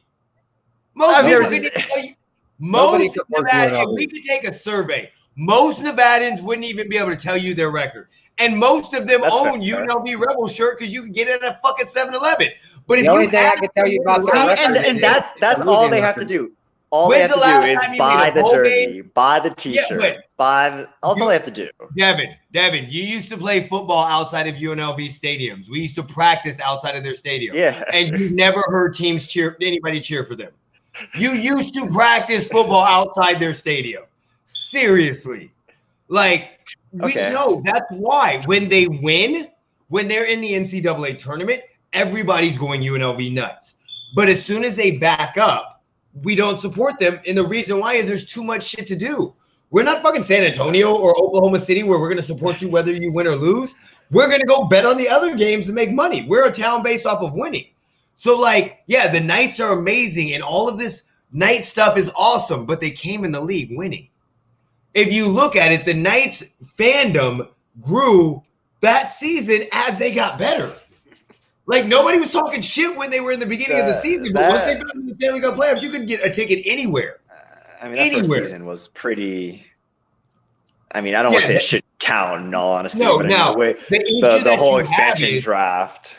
Even if they don't win, even if the NBA team doesn't win, they'll still make money. You're 100% right. We don't have to support them.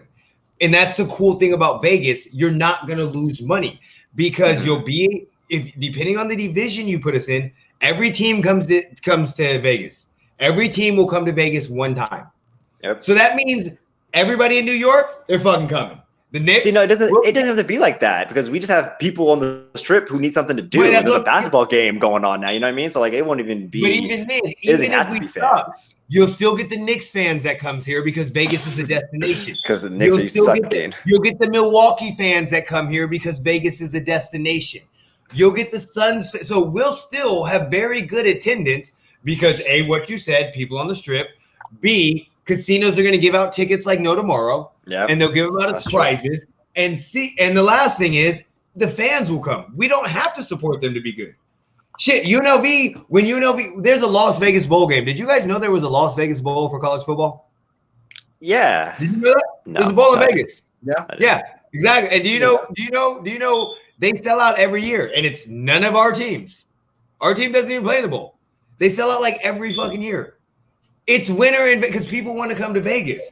So not having it 41 games would be so fabulous for the city. It would be so lovely. I just don't think it's a possibility anytime soon. I think we're 10 years away. Really? This is the thing. Yes, the WNBA came to Vegas, and I love the WNBA, but the WNBA is treated very similar to arena football. Or it's a background sport to a lot of people. So we've had professional arena football here. We had the CFL here too. The Canadian Football League. We had a team here. So, but it wasn't until you get one of the major sports, the 4 major sports, that it becomes a sports town, a actual town. Nobody was thinking about moving to Vegas because of gambling. That was everybody's issue. Oh my God, people are going to gamble and all. And then the Raiders rocked the fucking boat. They rocked the boat. They said, fuck you, fuck everybody. Fuck you, NFL. We'll sue you if you don't let us move to Vegas. We're fucking going. Fuck you and your laws. Jerry Jones, get on our back. Let's go. And that's what ended up happening. So now, yes, we have the Knights. We have the Knights with the NHL, so that started it. But even then, that's still... It's an NHL team. I don't want to say it's a background team, but... Raiders showed up. We became a sports... We became something. You see it everywhere. So, for us to now we have the Oakland Athletics talking about if they don't get a stadium, they may be coming. Now Yeah, we're didn't we just vote. They're going to get a non-binding vote, but they've already told the city of Oakland and piece of shit Libby Schaff that they need a binding vote in order to stay in Oakland. So yeah, we maybe in 10 years we get a basketball team. Again, they're going to Seattle first, and I'm not 100% sure they do expansions either with that many teams because an expansion would be very unhealthy. I think it was extremely unhealthy, and I don't even watch hockey, but just seeing what the Knights were able to do their first year together after the expansion, it's like obviously no shit. They were able to fucking pick whoever they wanted, basically. No. That's not no. Everybody they got was leftovers.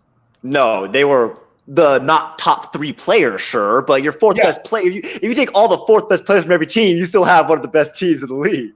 How many people did they protect? I thought they protected 7. I didn't think no, it was like it's a lot 4. of people. Was it 7? I'm pretty sure it was like 4 or 5, maybe. That's why they bonded together because they. Yeah, I thought it was 3 at first, but I think that might be a little too low. Protected players in NHL expansion. Well, we have a new one coming up. Okay, it does. Yeah, it does say 7 forwards, 3 defensemen, and 1 goalie. Yeah. Or 8 skaters overall. And that's what I'm saying. It wasn't 3. So it's just like So it's like it was 3 defensemen. Yeah. Okay, fair. Yeah. So they were literally picking either the last of the bench, or they were picking high salary veterans like Fleury, where they were no longer on the that team. Surprised me how Pittsburgh didn't protect Fleury. Yeah, but it's again because of his age and stuff like that. And actually, seeing this, I didn't know this. I didn't know that Seattle actually got approved for another expansion team too. Yeah, Seattle Kraken. Yeah. So I mean, why do they? I don't see them going back to baseball. They're picking second in this year's draft. Again, Seattle's the next sports town. That's why they're going to NBA. Mm-hmm. So I think we get baseball before NBA. Oakland's already started the process, so. Yeah, I think we get baseball. Also, the Phoenix Suns have threatened, unless a team does what the Raiders do in the NBA, unless you get a Sacramento or a Phoenix. That's what I'm saying. I don't see teams moving in the NBA right now. Well, Phoenix threatened it last year. They literally threatened last year that they would move to Vegas. And Sacramento threatened it when the Maloof brothers sold it because they owed the Palms. Mm-hmm. So that was 10 years ago when I still worked on the Strip. So I could see it happening, but an expansion team, it would have to be somebody that got pissed off like the Raiders. Yeah. I just think the NHL wants to expand more. I don't think the other leagues do. I think that's do you think they could oversaturate? Meaning to overexpand? In certain leagues, yes. In the NBA, no. I'm saying in NHL because that's what they're trying. Oh yeah, in NHL, yeah. Because it's oversaturated to me right now. I don't fucking watch hockey that much. So I mean, I can tell you half these players. Like most of them, I don't think it's oversaturated. I think they're right. I mean, I think if they add more after Seattle, then you're going to oversaturate. But I mean, this is another thing that you got to think. There's no real big markets left after Seattle. Hockey's played globally. Yeah. So I mean, you always have the talent. Right. You're always going to have the talent. You always have some sort of talent. That's the same thing with the NBA. That's why I don't think the NBA will ever be oversaturated. Because even if you have teams that suck, like the Tank It Sixers, the Process Sixers, the Cleveland Cavaliers without LeBron James, a lot of Kings. Yeah, Sacramento. Stop it. Sacramento. They're bad. They're bad. We're not going to give. We're not going to Darren Fox. We're not giving Sacramento Kings literally any slack. When have they been good? Free him. When was the last time they were even decent? Chris Webber. Yeah, Chris Webber. That was like 2007. I feel like that was so long ago. Exactly. I was younger than that. You were like exactly. Yeah. They were not good ever. They've not. Yeah, I don't get how. I don't get how that happens when teams are bad year after year, or just like they're just not bad enough to be really bad. So that's their problem. No, I think the problem that you have with that, I understand it a lot more now than I did like 3 years ago.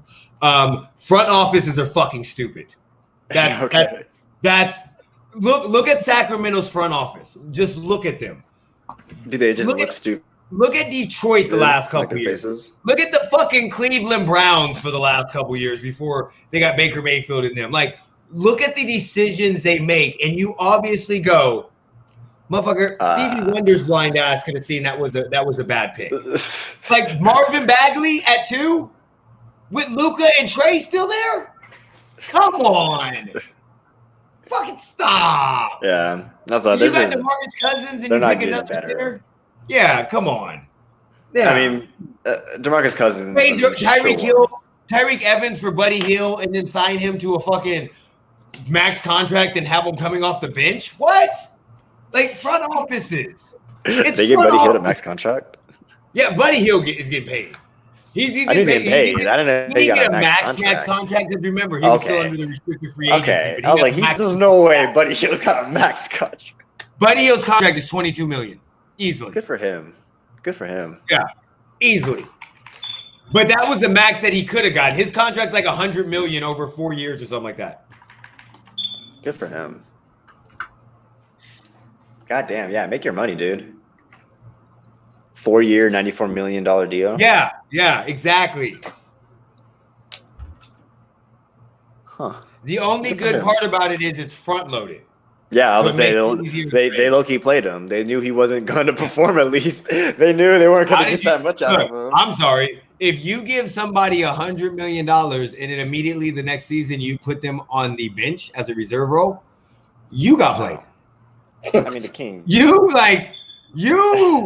Okay, here we go. I mean, we could just start naming off bad contracts. Like, I mean, like, Buddy Hill is really like, what's their cap space? How do they? What's their issue? There's their draft picks. Just look at their draft picks. Just look up the Sacramento Kings' last 10 years of draft picks. That's all you gotta look up. I mean, I'm looking at their current goddamn salaries, and these aren't any better. They have. Like, your only 2 players on bird rights are Buddy Hield and Harrison Barnes. Like, you're gonna use are you someone ready? real? Here, listen. So this year they picked Tyrese Halliburton. He's actually very good. Okay. Okay, yeah, that's a good one. They didn't have a first round pick in 2019, and they got Justin James. Their first round pick in 2018 was Marvin Bagley. De'Aaron Fox, I love. Marquise Chris was their first round pick in 16. Willie Cauley-Stein was it in 15. Cauley-Stein's not a bad pick. Willie Cauley-Stein's not a bad pick. Willie Cauley-Stein's not a bad pick. You let him read out the names. You all know he can't. When you have DeMarcus Cousins on your roster, picking no. Hold on. Two centers back to back. Hold on. Where's Cauley-Stein now? Isn't he doing good somewhere? No. Last place he was at was Golden State, right? Yeah. Yeah. So they picked Marquise Chris, Cauley-Stein, Nick Stauskas, Ben McLemore, Thomas Robinson. Yeah, that's right. Cauley-Stein's on the Mavs. Okay. So look, listen. Good for him. I'm pretty sure he's since DeMarcus Cousins that they drafted in 2010, okay? They have selected Bismack Biyombo, who's a center, Thomas Robinson, Willie Cauley-Stein, Maurice Chris, and fucking Zach Collins. In 7 drafts, they drafted 5 centers or big men after selecting DeMarcus Cousins. Like you said it yourself. These front offices want to die. That's what's wrong with it. They don't want to succeed. No, they want money. They probably want the opposite. Sacramento, yeah, maybe they need to get that's the thing. I think teams are too afraid to move their front offices around too. I don't see enough. I feel like behind the scenes, front office moving around. I don't think they're afraid. I think the problem is that they blame everything on the coach, and they're very good at selling. And because they're all close knit, because these established sort of. That's exactly like Vlade Divac said. Like, if I don't get you guys in the playoffs, I won't be here anymore. What the fuck were you doing as a general manager, Vlade? What? Please tell me. What did you do? You're a great Kings player, right? You know where Chris Webber's at? His ass is on the motherfucking television show. You know where Jalen Rose is at? His ass is on the motherfucking television show. Vladdy, where the fuck have you been at? Like that's the problem. It's like the Knicks hiring Isaiah Thomas. Like you can just look at bad organizations and figure out what the fuck they're doing wrong. What Isaiah Thomas? And in basketball, it's very simple. That's a risk. That's a risk you take with Isaiah Thomas. I think that was a poorly calculated risk. But I mean, you don't get crucified for hiring an NBA great, no matter at which point. True. You get crucified for hiring an NBA great that fucks up your franchise and actually gets sued for sexual harassment. Wait, and then you get crucified for firing him and then fucking bringing him back. Okay, see, that's like there's plenty of reasons. I didn't know that actually. Did you really? They bring him back as a consultant, and he lost his job at USF because of the fact that it's a whole big fucking mess. Look, he came back as like. No, but there's a bunch of people that need to be held accountable. I just saw something with the Karl Malone statue in front of the Jazz Stadium that they put up. And I was like, they posted something of him on it, and everyone was like, yeah, I remember 20 years ago, and he had that thing with a 13-year-old. So I think as long as you don't have something like that coming in, like the Utah Jazz need to be crucified for that. I think people aren't holding them accountable enough, and that statue should come down.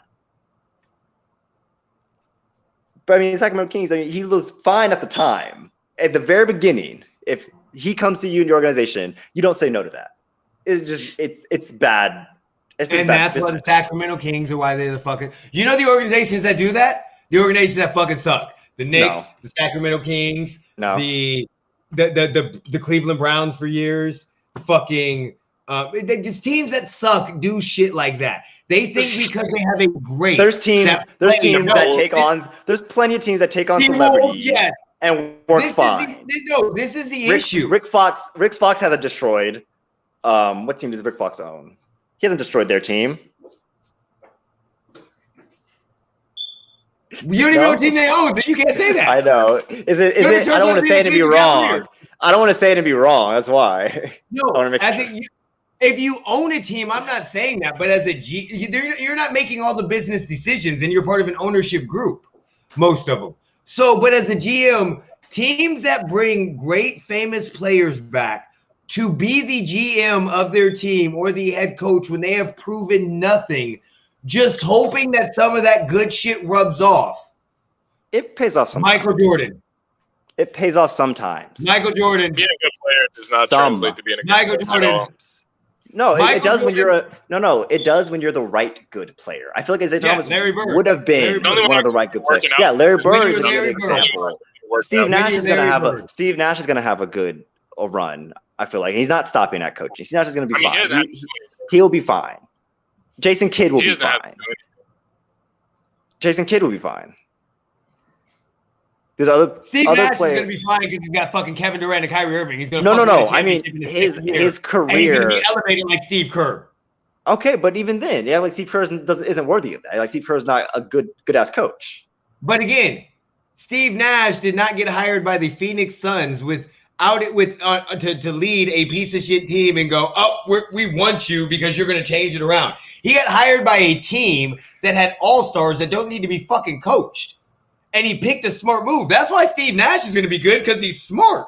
He's like, nope, Sons, I'm not taking that job. Nope, I'll wait my time. Oh, Kevin Durant, you want me? Yes, I got you. So you're telling me all it takes to be a good GM or front office person is to be smart.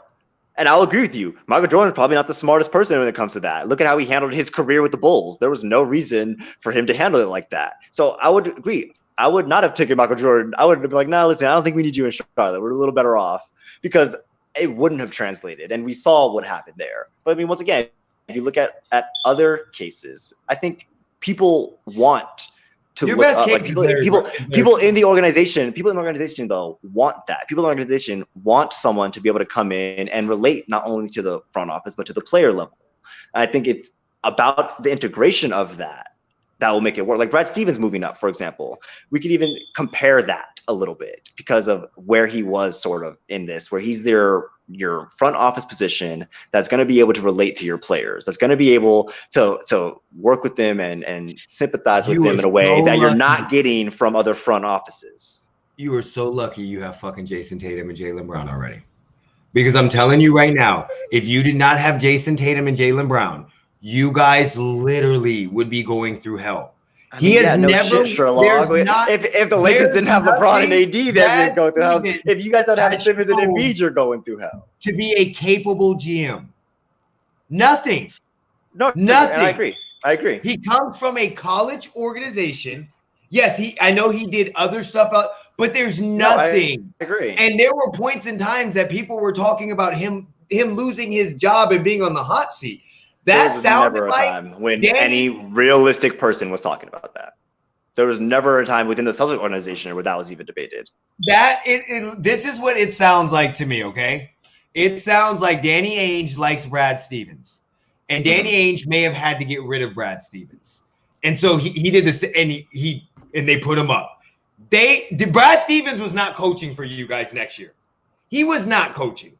VJ said it. Brad Stevens is done. If you did not have your talent, you would see what happens when somebody that has never had this level gets in the NBA, gets put in there and just starts doing what they want to do. We've seen it with tons of coaches. You've seen it where a coach is not always a great GM. That's why a coach GM doesn't work. If you don't have the talent, now he could hire an amazing coach. But if he was pulling the strings, he wouldn't have made some of those trades that Danny Ainge would have. Danny Ainge was successful because he had been groomed. No. Danny Ainge, once again, we talked about this with Danny Ainge already. He has not done anything in the past 5 years to make me feel any sort of positive way about him. Danny Ainge is he's a two-trick pony. And you know what? Those were some of the greatest tricks in NBA history. So we're not going to minimize what he's done, but we're also not going to act like, because once again, Danny Ainge, I've said this before, Danny Ainge was taking the backseat role these last few years. We can't look at the last 5 years of Ainge in Boston and say, oh, Danny Ainge fell off, because I feel like he didn't want to rock the boat. He didn't want to make a big trade or move a player he didn't want to trade Marcus Smart, and he held on to Marcus Smart because Boston loved him. How many years are we talking about? I would say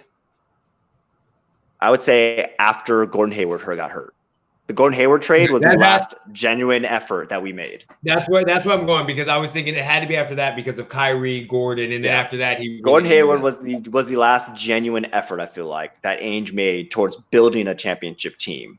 Because like the things he passed up on, like Miles Turner is the big one. And I think even Miles Turner is in trade talks already to be back in Boston because he wants out of Indiana. So we should have just pulled the trigger on that already anyways, even if it wouldn't have gotten us past Brooklyn. I mean, just having him on the team for another half a season would have just had him. Jaylen Brown and a Miles Turner, that might have been a good matchup. If we have Jaylen Brown, maybe. But, I mean, he had a pre-existing wrist injury that he'd been dealing with basically all season. So he would have been most likely out regardless. And that's what I think. Having a healthy Miles Turner probably doesn't make him have to do as much as he did. And, he could probably save his body.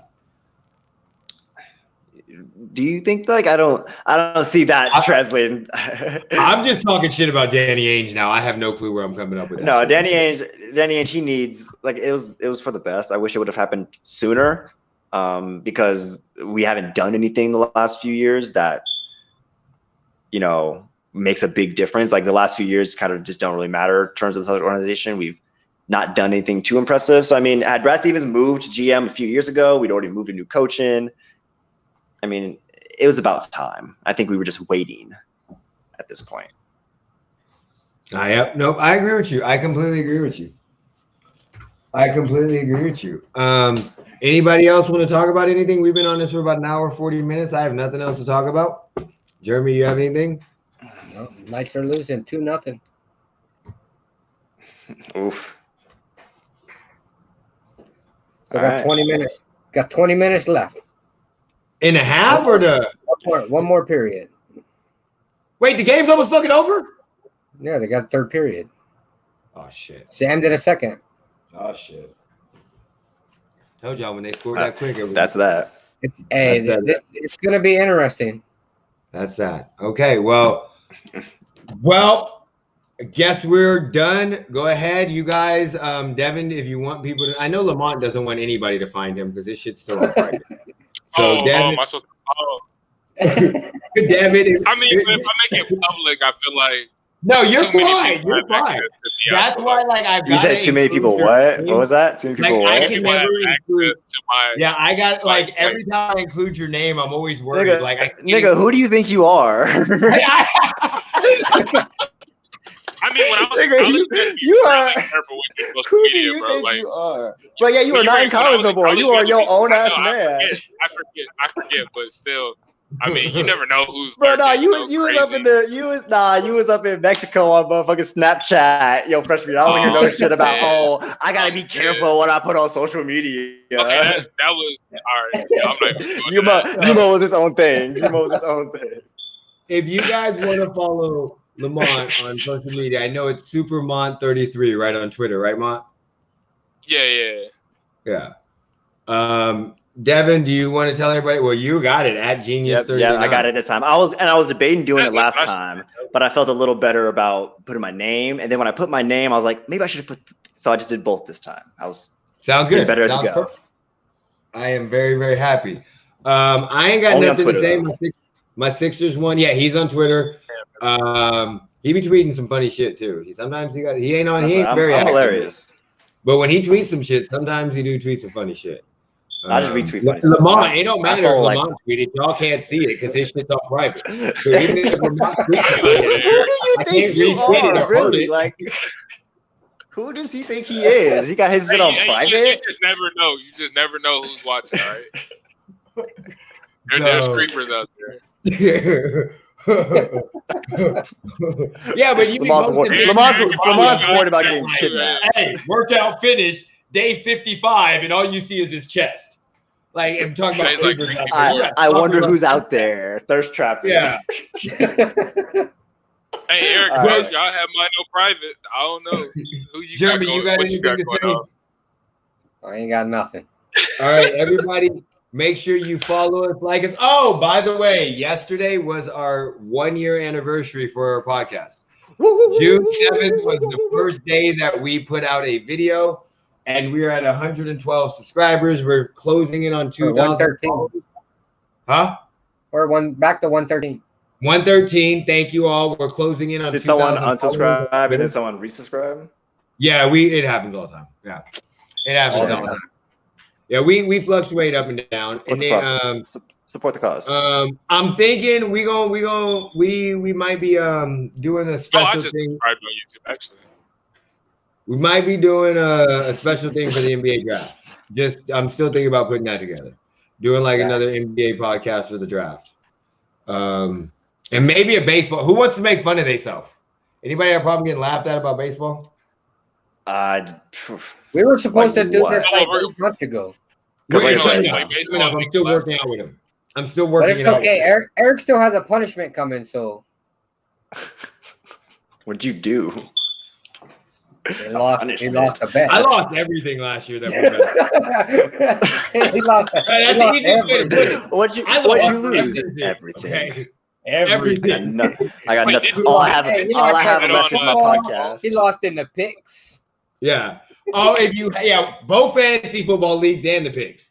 If you haven't checked out our NBA debate podcast, go check that out. That was Devin's first time on the show. We also have VJ from V Sports, and then we have in our Grunt Hour. They're linked in the description, all that good stuff. And last, I did link in the description Ascensions, Forevermore Ascensions. That dude was supposed to join us to shout out. He was going to do a homies call. He was going to shout out his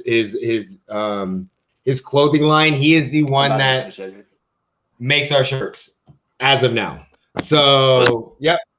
Tell Dom and Davey we said hi. Tell them we said hi. Yes, Tell them we said, yeah. And then Jeremy, go ahead and take us out then. All right, put me in, coach. All right, y'all. Peace. Congratulations.